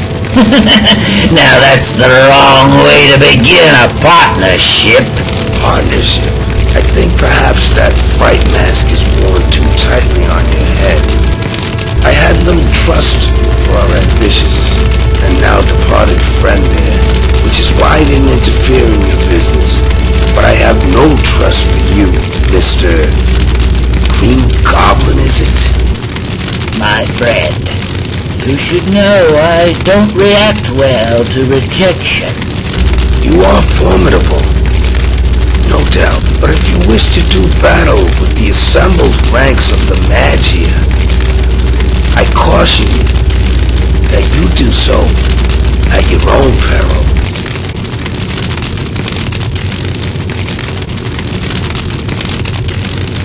I have a better idea. I propose an agreement. I'm listening. An offering to represent our mutual goals. Which is? Spider-Man is a threat to your organization. He'll probably be a threat to my enterprises as well. I'll rid us all of this pest. And when I do, you and I can negotiate over the same materials which you and my smoky friend were discussing. What's your interest in Oscorp? Consider me a not-so-silent partner. I see. Well, Goblin, deliver on your promise, and we can strike a deal on these materials. I'll await your call.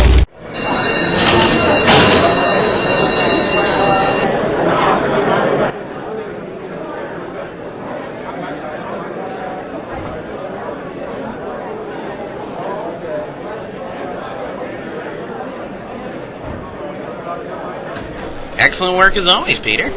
I'd like for you to help me grade the other students' work.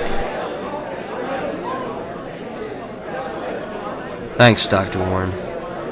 Glad I could help you feel better. Peter, you of all people should know that you can't buck the science of human biology. Huh? You're crazy about the girl. Go and talk to her.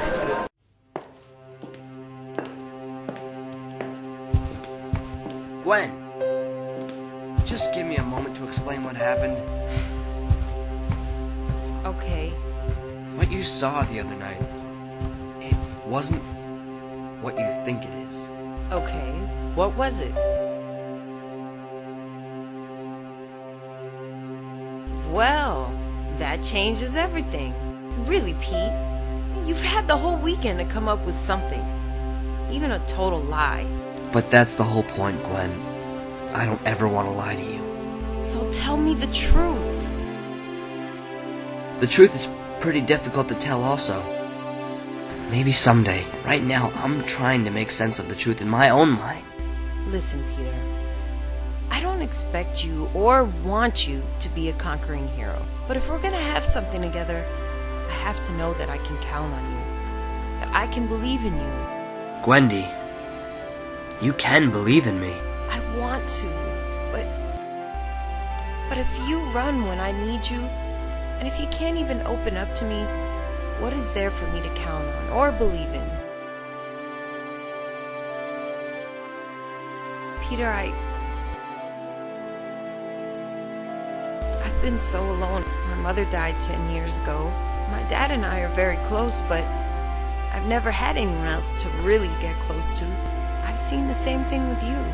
When we got to know each other, I thought that we could have the kind of connection that's been missing in both of our lives. We can, Gwendy. That's exactly how I feel. So what is this thing you're hiding? Gwen, It's just that I'm too near all of this right now. I need to get perspective on it. If you'll just give me some time. I'll give you lots of time. Plenty of space, too.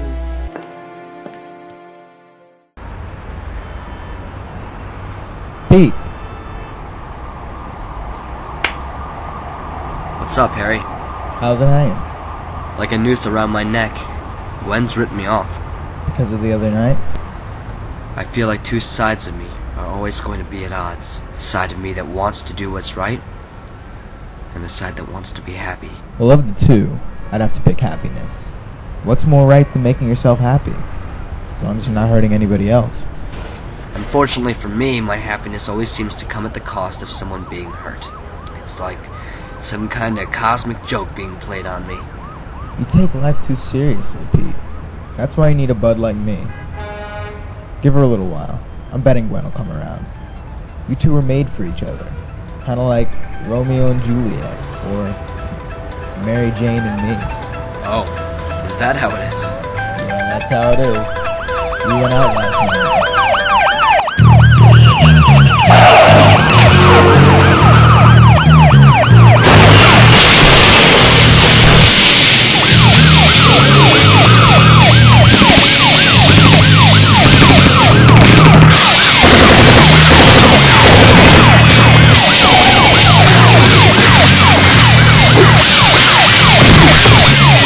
Harry, I've gotta go. What are you, nuts? No, I'm the photographer for the Gary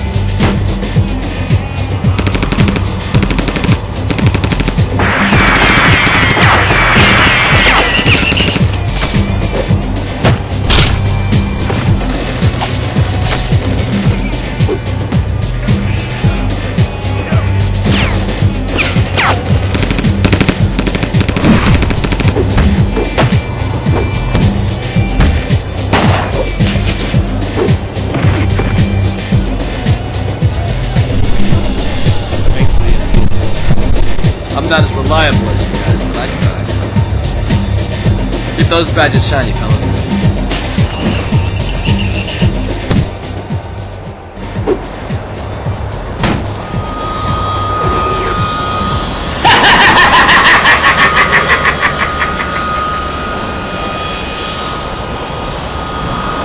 It's a crying shame. The weirdos you run into on the streets of New York. I'm moving to New Jersey. Oh boy, and they say the fashion police are after me. Don't you know that green and purple are a couture? I was looking forward to a taste of that rapier wit. Oh, so you mean this was a planned rendezvous? Look, buddy, despite my suggestive attire, I'm not the kind of guy you can just fly up on expecting she'd give me a good time. Cheap? This was a rather expensive catered affair. You know how hard it was to find a group of lowlives dumb enough to pull a daylight robbery and shoot out with the police, all to draw your fire? Not to mention all the work involved to learn that you're usually in this area at this time of the day.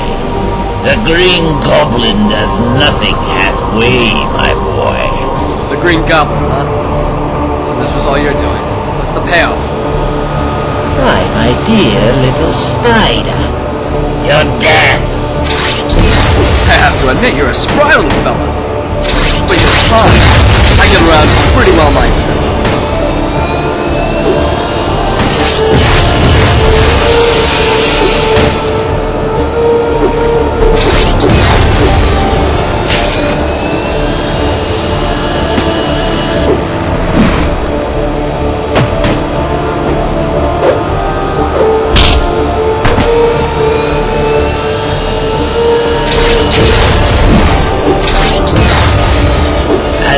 your parting gift, Spider-Man.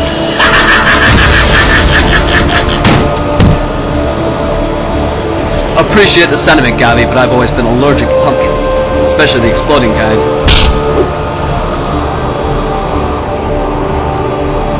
I've got to bring up the subject of medical benefits if we superheroes ever start a union.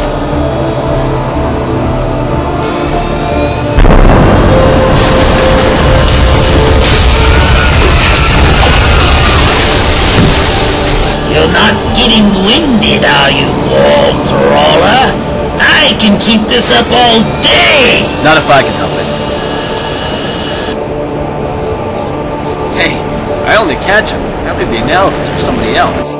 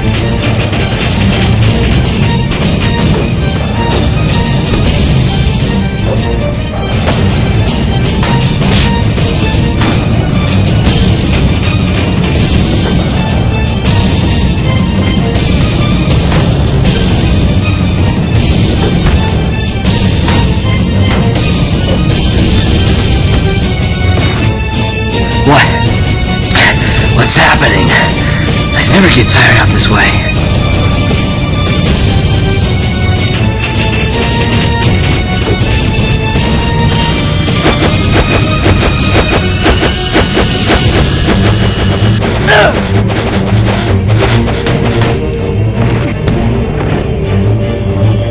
Getting slow in your old age? I could give you a head start. Or maybe I should just go to bed. This is Kentucky.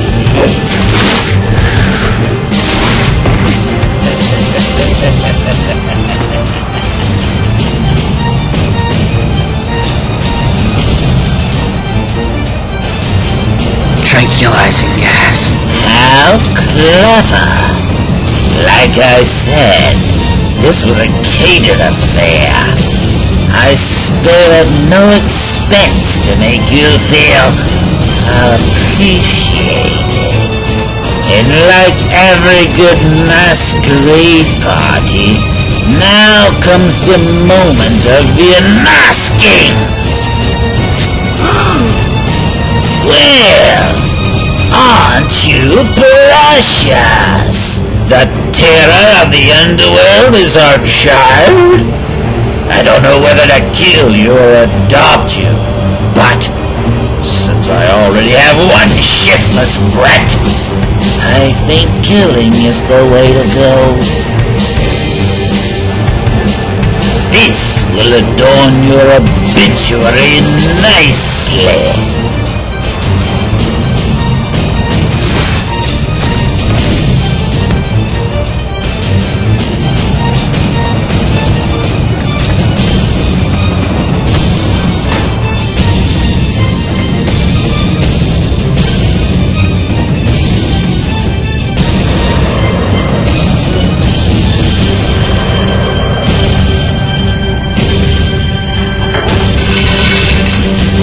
Like a spider hiding in a crawl space. Good! Find some insects to feast on. You can't hide there forever. You can't hide from the truth. The truth that Spider-Man has been destroyed by the Green Goblin. All you've done is given yourself a moment's respite, Spider-Man. You're mine, and I'm going to kill you!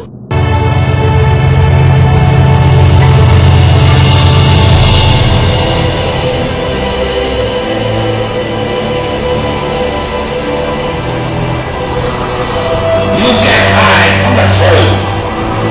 Spider-Man has been destroyed by the Green Goblin!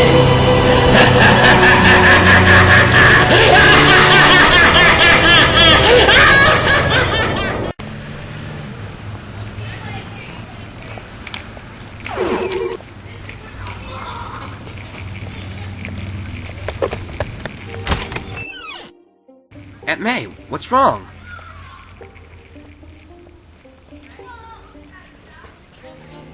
Well, I burned a batch of cookies, but don't worry, Peter. There's plenty more for you.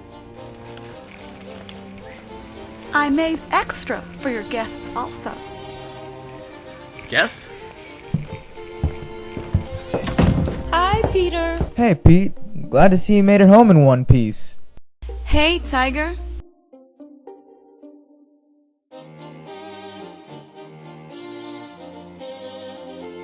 My dad found your camera where you left it and he wanted to return it to you. Personally.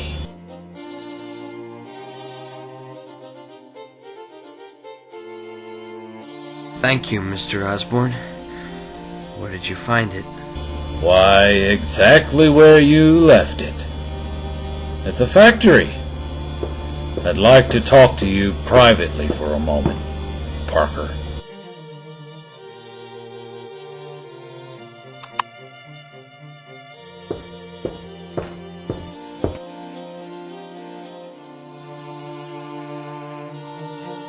Kinky little hobby we have, huh?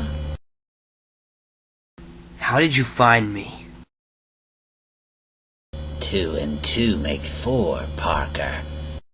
You being in that area and being of school age meant you went to the high school. And lucky me, my good-for-nothing son actually knows you. Life has its pleasant ironies. So what do you want to do, Goblin? Shall we take this outside? Don't sass me, Junior. I've already given you your spanking. Now I'm grounding you. The wheels are in motion to have me running this city. From the peaks of its ivory towers to the depths of its sewers. And I don't intend to have any distractions from you. So, Spider-Man crawls the walls no more. or your sweet Aunt May, who baked these from scratch. God bless her. Bakes her next batch of Toll House in heaven. Got it?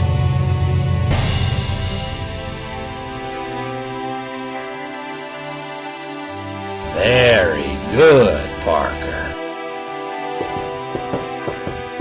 Now, what have you two been gossiping about? Well, Mrs. Parker, Harry let it slip that Peter here is a bit of a genius. We were just talking about opportunities that await him in the future. My company is always looking for fresh blood. That's wonderful. Now that you and my dad are done talking shop, MJ and I are heading out to catch a flick. You want to see if we can grab Gwen too? Make it a foursome? Nah. Harry, you guys go ahead. Okay. I'd better get running too. Mrs. Parker, thanks so much for the great cookies and conversation. My pleasure, Mr. Osborne. Night, Mrs. P. Later, Tiger. So, what are you doing tonight, kid? More studying at the library? No, Aunt May. I don't think I'll be doing that anymore. Well, then I guess we have a dinner date. It'll be ready in an hour. Okay. What is a koala bear?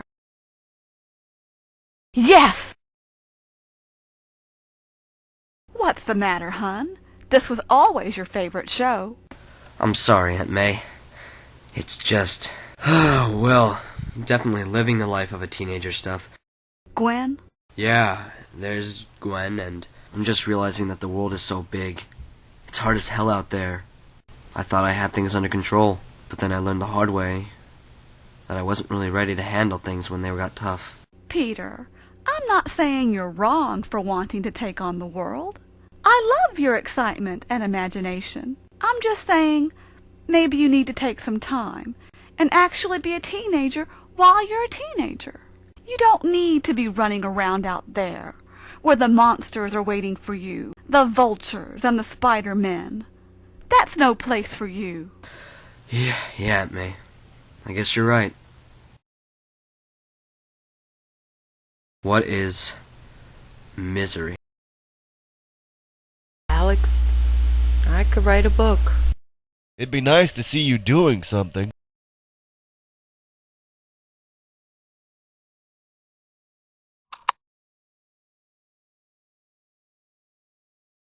Looks like you have a new hobby. He's a fascinating character, but also being a cop, it serves a purpose figuring him out. It must have been something to see him in action. Yeah, he was pretty amazing. But I have to admit that even in the midst of all that, I was a little preoccupied. Well, are you ready to tell me exactly what happened with Peter that night? I couldn't believe it, Dad. He ran away. I needed him. Other people needed him. He just ran. But the thing that gets me the most is that it just didn't seem like him. It didn't make any sense. He has a strength about him. I can see it in his eyes. I can feel it when we hold hands. Peter Parker isn't a coward. So what's bothering you? Dad, it's like he's two people. And I'm scared that I don't know who he's gonna be from one day to the next. Who I might be trusting my heart with. I just don't understand him. You've got too much of your dad in you. You can't stand mysteries. What I think you've got to decide is Peter Parker a mystery worth solving? To be continued. Mary Jane! Harry! What are you two doing here? We just left the tiger. We figured catching up with this kitten would make sense. Come on in. Harry, MJ, this is my dad. Great to meet you, sir. Harry? MJ? So, like MJ says, we were at Pete's place earlier. Gwen, he's really down about what's happening with you two. Look, I know it's complicated. What isn't, huh? I just wanted to tell you about what happened earlier today.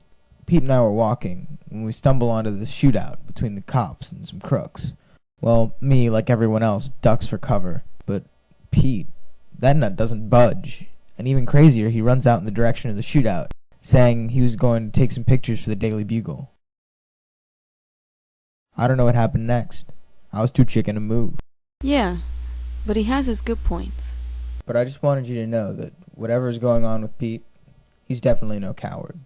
Maybe you should give him the benefit of the doubt. I'll see you at school.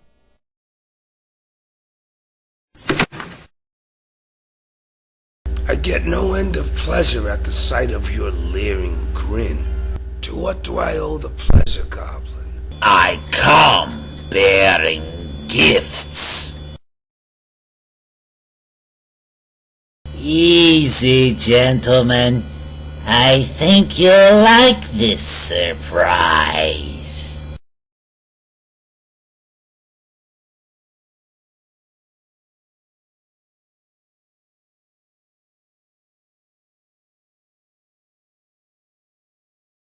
Spider-Man's mask? That's right. The Goblin always delivers on his promises. Then why isn't there a head along with the mask? Trust me, Spider-Man is no longer a threat. You've yet to earn my trust, Fancy Dan. Mac, what's the status on the bug?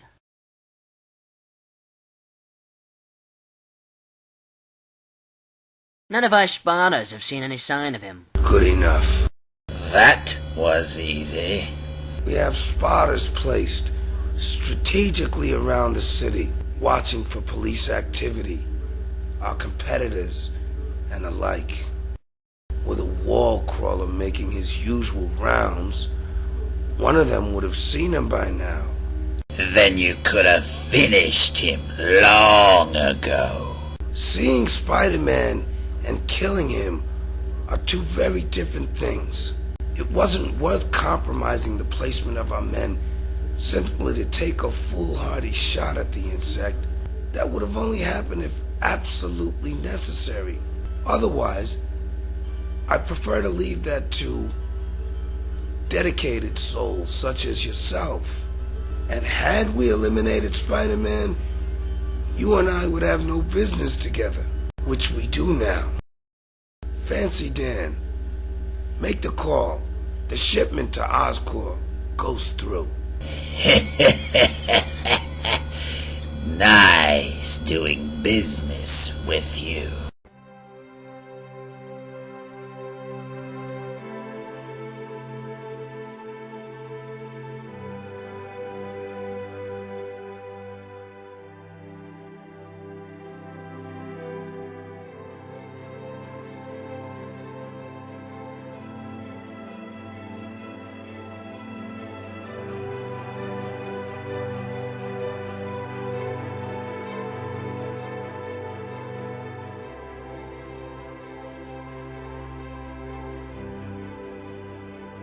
And so, gentlemen, it is with the deepest regret that I must officially inform you of my partner, colleague, and dear friend, Mendel Strom's untimely death, the result of a terrible industrial accident within his robotics laboratory. The circumstances are still under investigation, but it seems a simple case of dear Mendel's ambitions getting the better of his judgment. Working alone in his lab, a little gremlin simply must have gummed up the works, causing an explosion. Thank God no other lives were lost. Of course, this can do nothing to compensate for Oscorp's loss, but on a slightly brighter note, I'm happy to inform you, gentlemen, that the Oscorp Cold Fusion project is back on track. Within 1 month's time, we will be ready to bring the processor online. 1 month? That's incredible, Norman. A fitting tribute to Mendel's memory. I couldn't Henry Moore.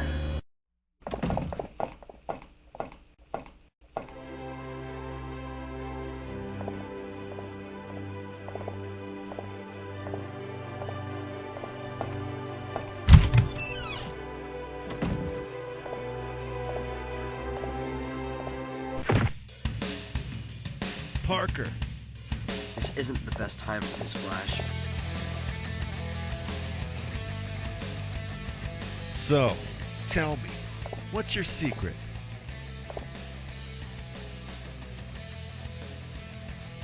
I mean, you've got one of the hottest chicks in school walking on your arm. Even Harry Osborn seems to like you. And I mean really like you.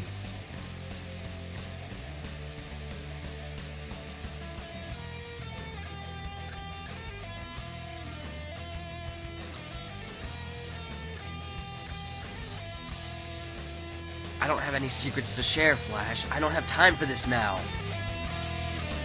What? You little maggot? That's what I get for taking a little pity on a loser.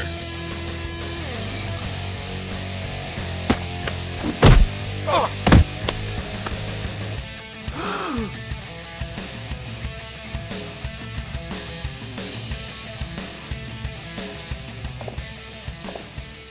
Sorry, man.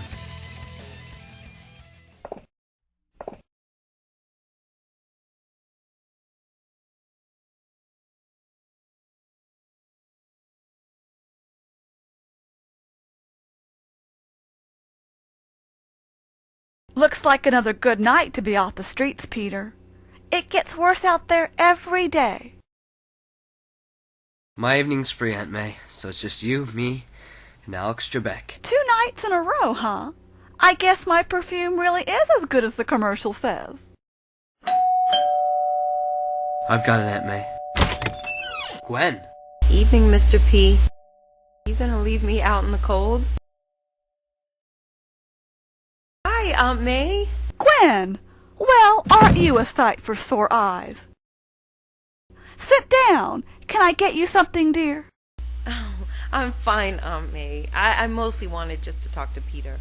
Well, let me get us all some fresh pie and milk. Thanks, Aunt May. It's great to see you, Gwendy. Great to see you too, Pete. About the last time we spoke.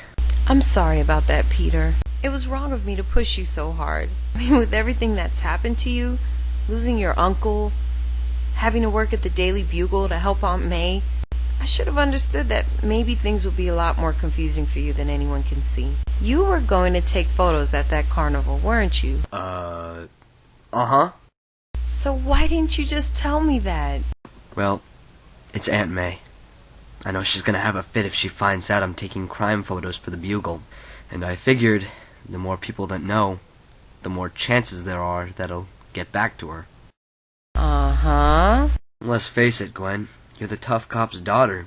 I was afraid you might want to stick with me. And I didn't want you to put yourself in any danger. You don't have to worry about me. I mean, you know I can look out for myself. But I would have been worried about you, though. That's another reason. I saw what happened today with you and Flash. I wish you hadn't. What you saw there wasn't me. It was you. The real you. So, what do you think? I'm some kind of tough guy? The guy I saw had a bully pinned down. And even though he could have clobbered him, he let him go. He thinks with his mind and his heart, not his fists. And that's the guy I always saw in you. That's the guy I want to be with. I can give you the time that you need to feel comfortable about sharing whatever it is that you're going through. That is if you think it's worth trying again.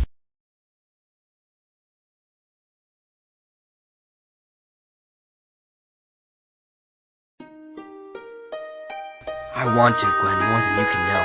But you know what? I'm not the guy you thought you saw today.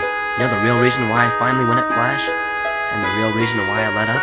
Because I realized that I'm everything he's always said. A loser. A failure. A disappointment to everyone I love. Yeah, sure. I can perform a trick or two. Yeah, I can fake some cool moves. But when the chips are down, when I really get under the wire, I fold like a cheap hen. I don't deserve anyone as wonderful as you, Gwen. And you'll only be hurt hanging around with us, your life. Pete, how can you say all this? At least I learned that much from my Uncle Ben. I guess this is taking responsibility. That's what being a man is. Believe me, Gwendy, it hurts more than I can say telling you this. But I'm just no good for you. The further you get away from me, the better off you'll be.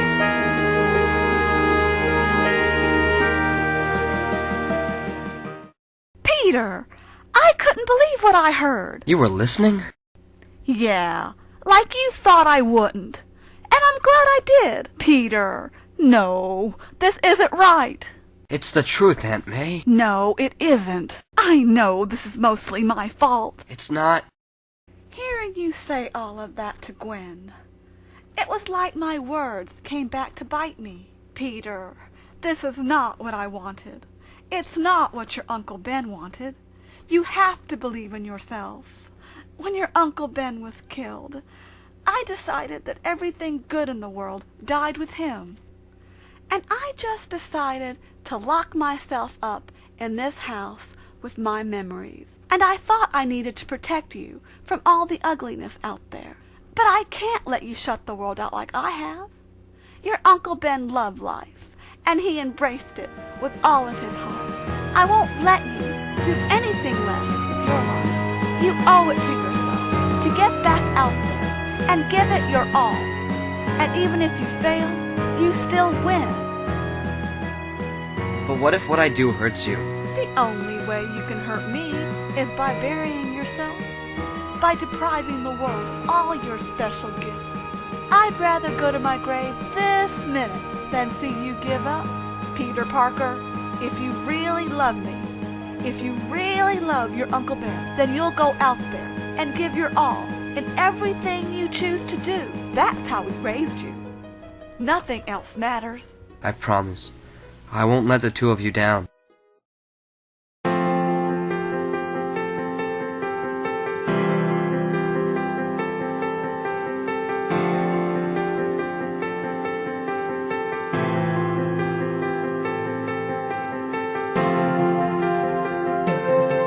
Gwen,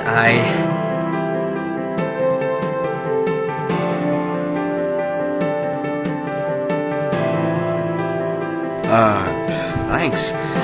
Thanks for believing in me. I just wanted to tell you that. Glad you didn't tell me that over the phone. I have to take care of some things, but I'll be back soon.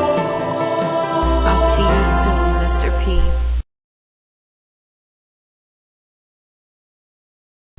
You! Breaking and entering is a crime, wall crawler. I've looked it up. What do you want? Everything I've ever seen of you says you're a fair man. Maybe we can help each other. I'm not used to making deals with men in masks. But let's hear what you have to say. A question, actually. If someone had plans to run the city's underworld, what would that mean to you? That they plan to have unhappy words with Silvermane. Do you know where Silvermane fluffs his coif? He's got dozens of buildings all over town, but none that we can pinpoint as his base of operations.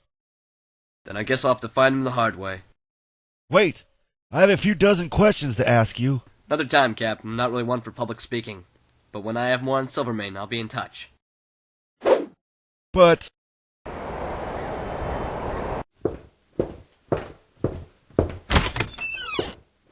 Dr. Connors. Well, Parker, when Dr. Warren called me and said he was sending you over, I hurried and made sure our insurance was up to date, so I can safely say it's good to see you again. It's good to see you too, Doctor. And you, Dr. Morbius. Parker? So how can I help you, Parker? I was told by Dr. Warren that you had access to some equipment that I needed for an experiment I'm working on.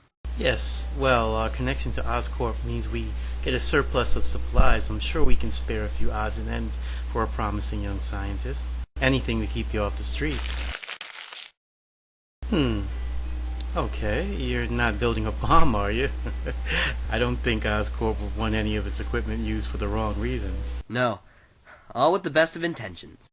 Come on, I'll set you up. Well, Uncle Ben, this isn't quite the use we imagined for this tracer of ours, but I'm sure you'd approve.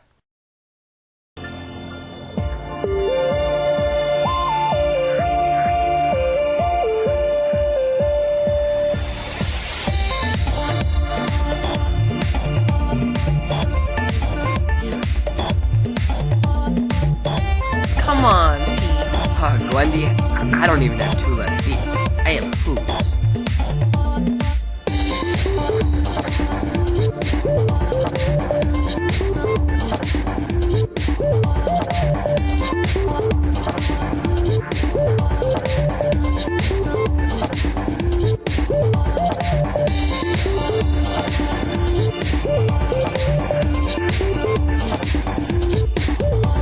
I think I can get you on the right track.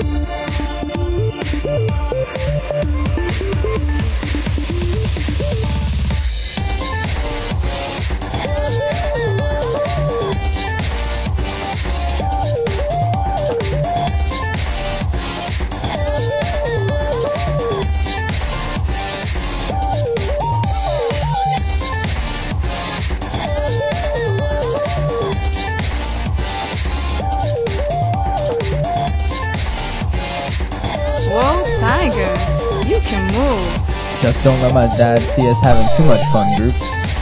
We want to charge us admission next time. Hey, Gwen, it kills me to have to put a pause on this, but Harry, where's your bathroom?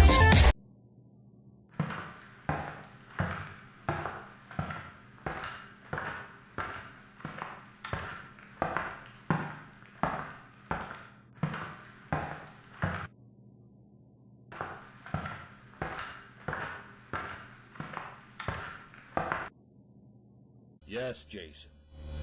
You can expect the isotope shipment tonight. I'll be there myself to inspect the contents. I'll talk to you later. Good evening, Mr. Manfredi. I'll be there tonight to look over the goods. And a buffet spread won't bring a frown to my face either.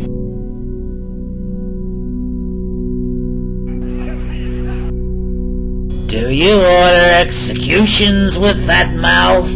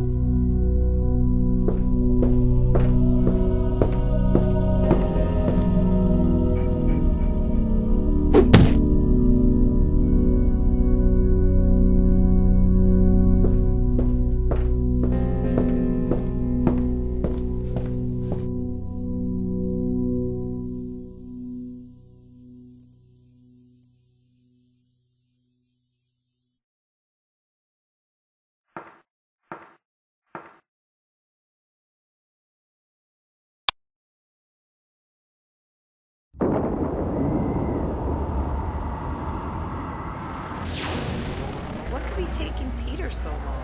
Those burrito blitzes can rip right through you, and Pete had 2 of them. Where does a guy that skinny put all that food? Well, we got a motor if we want to get to the movies on time. So Mr. P's gonna have to pop some Pepto-Bismol. Hey, Harry, which way is the bathroom?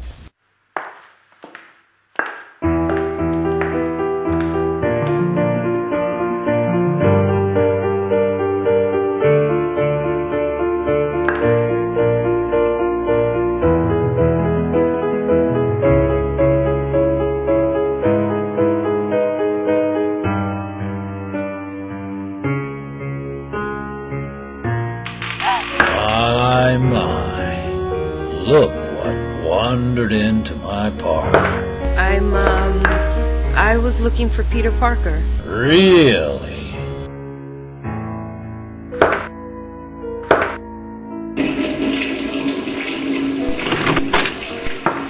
Well, Parker, nice to see you again. What happened? Did you get lost in there? It was such a lovely place. I was thinking of moving in. Mr. Osborne, what's the going rate on a place you'll bath? I think we could work something out. And who's your friend? Oh, Mr. Osborne, this is Gwen. Gwen? Gwendolyn. Hey, we better get running if we're gonna make that movie, Gwendy. Now, Parker, you be sure to stay out of trouble.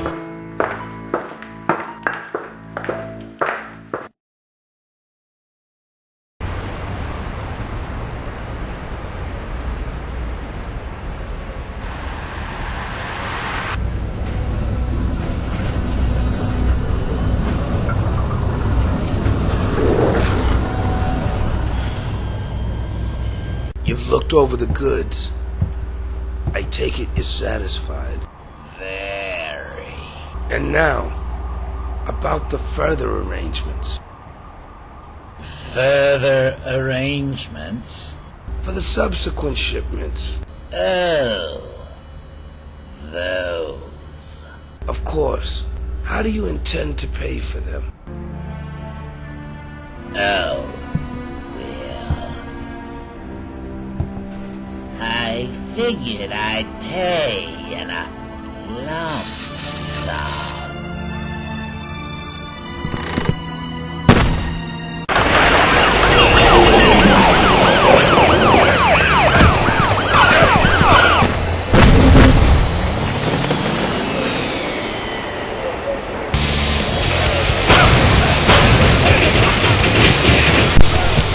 Stacy, how'd you know this was the place? Oh, I had a little bug dropped in my ear.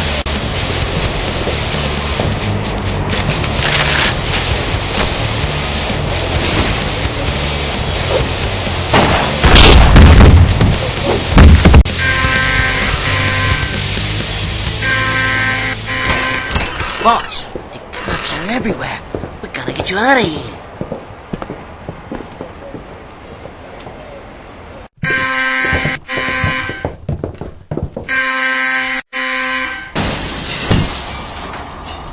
Howdy. I'm here to escort Silvermane to Sing Sing, but don't worry, Gramps. Every Thursday is bingo night. So it would appear that our green-skinned friend failed to dispose of you, as he'd said. This is why I never trust a man in a mask. Gentlemen, exterminate this insect, and the Green Goblin as well.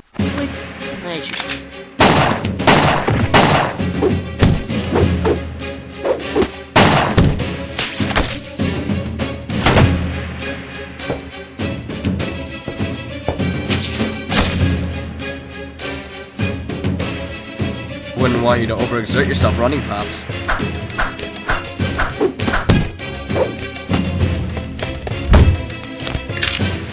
Hey, those are my favorite ribs are squashing. I'll have him strung up by his neck in a second.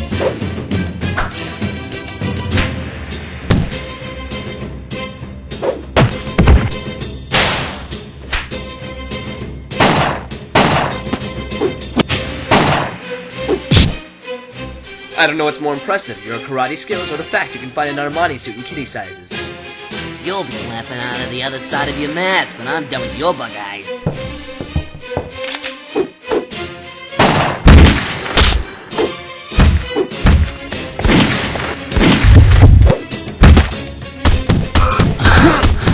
Sorry to disappoint you, Cowpoke, but you also settled for the title of Rodeo Clown.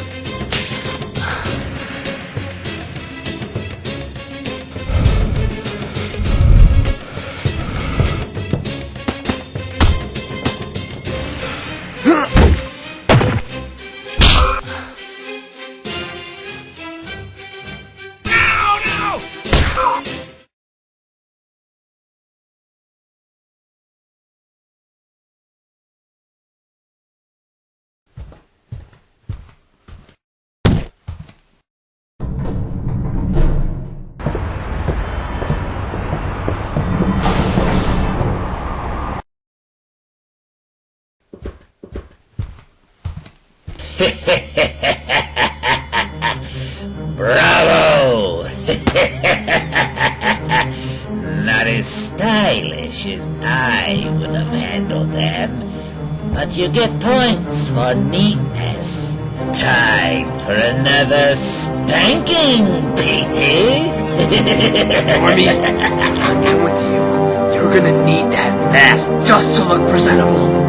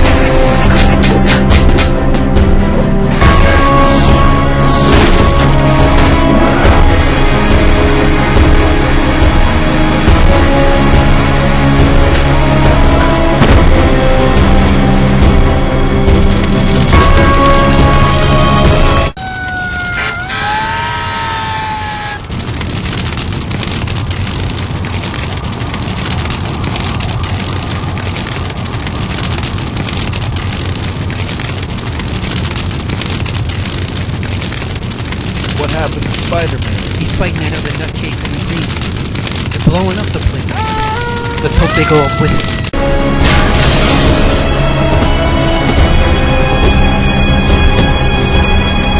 What a beautiful way to die, Spider-Man!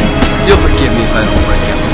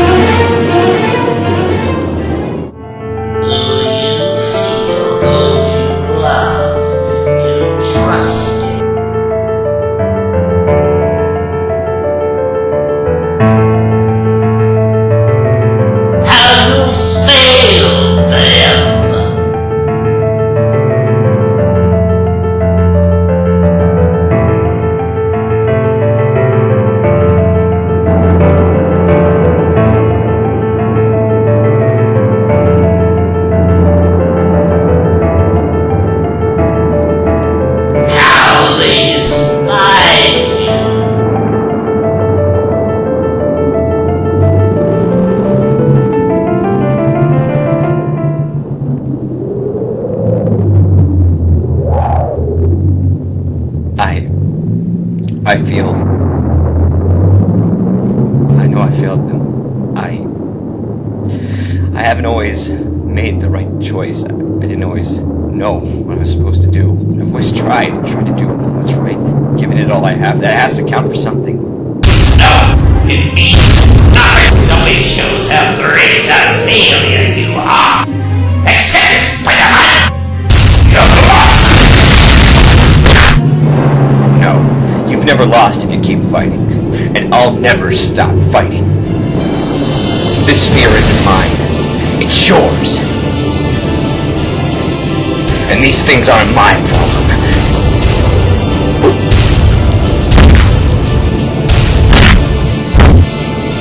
They're yours.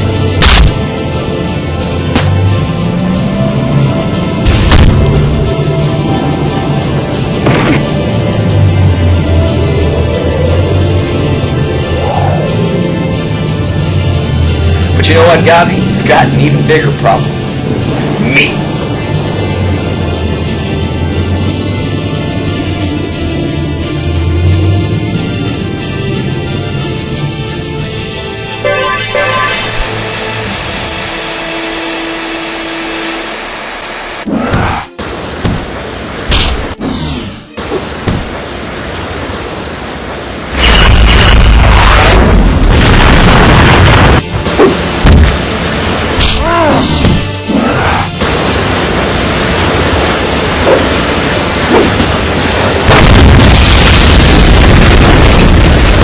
You're looking a little shaky, Calvin. Hey, take a load off.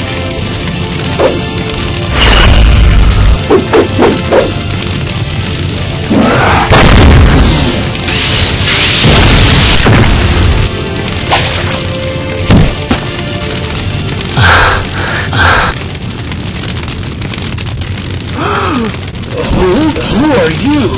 You've got to be joking. Your spider sense, he's not faking. Where am I?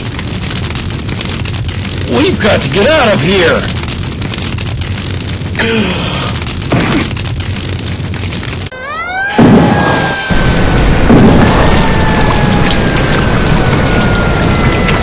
No way anything is still alive in that inferno.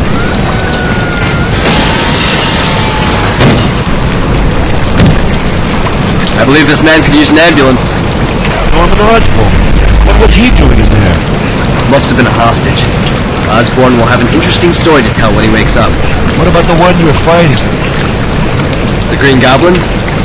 He died in the fire. I couldn't save him and Osborn both. But what about? You can read all about in the papers, Cap. We spiders need our beauty rest. You don't want to see me with bags under my eyes, do you? No, I guess not. See you around, Cap. Yeah, sure I will. Pete. Hey, guys. How's your dad? He's got amnesia. He can't remember anything from the past 6 months. But the most important thing is he's gonna be okay. Can you believe it, Pete? Spider-Man saved Harry's dad's life. My dad thinks they were trying to extort money or secrets from Harry's dad. Spider-Man really is a hero. Yeah. I guess maybe he is. Yeah, but he's no Peter Parker. Harry, your father's asking for you. Pete, could you come with me? Is it okay? It's not policy, but okay.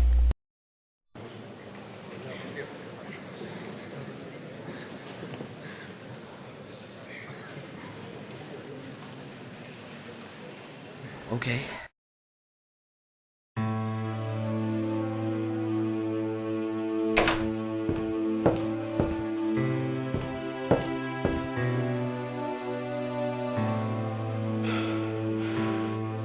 Harry. It's like I haven't seen you in years. Same here, Dad.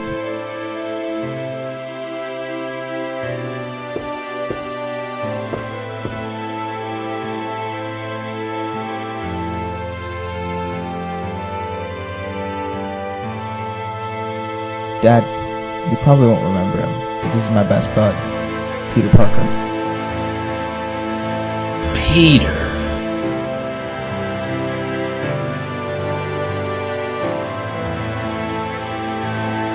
Good to meet you. Good to meet you too, sir.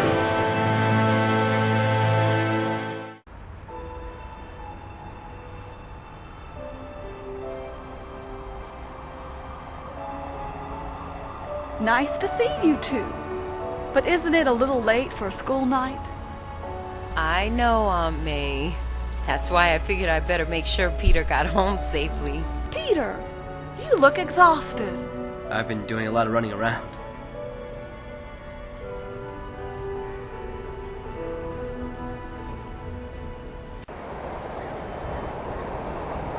Jonah, what is this? The cold, hard truth!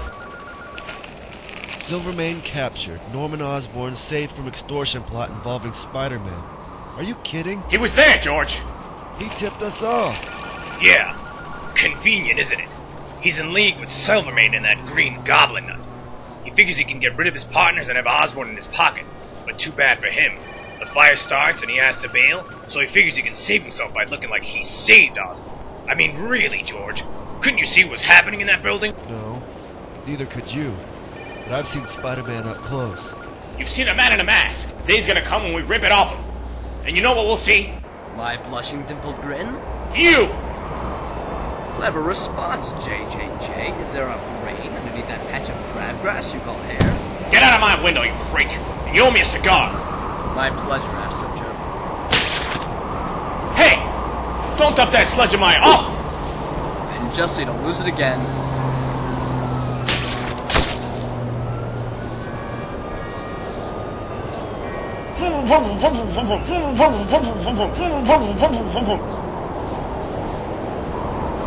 That ought to give the good people of New York 60 minutes or so of peace. Use that time well, Cap.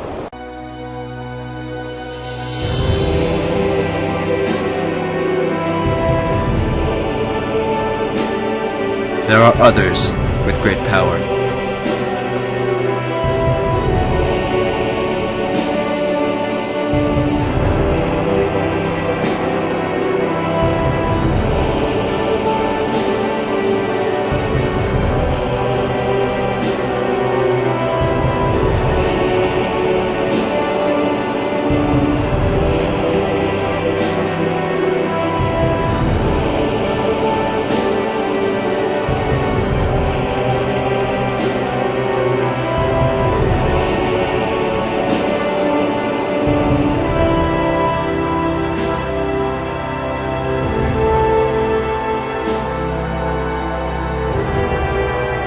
some with greater power.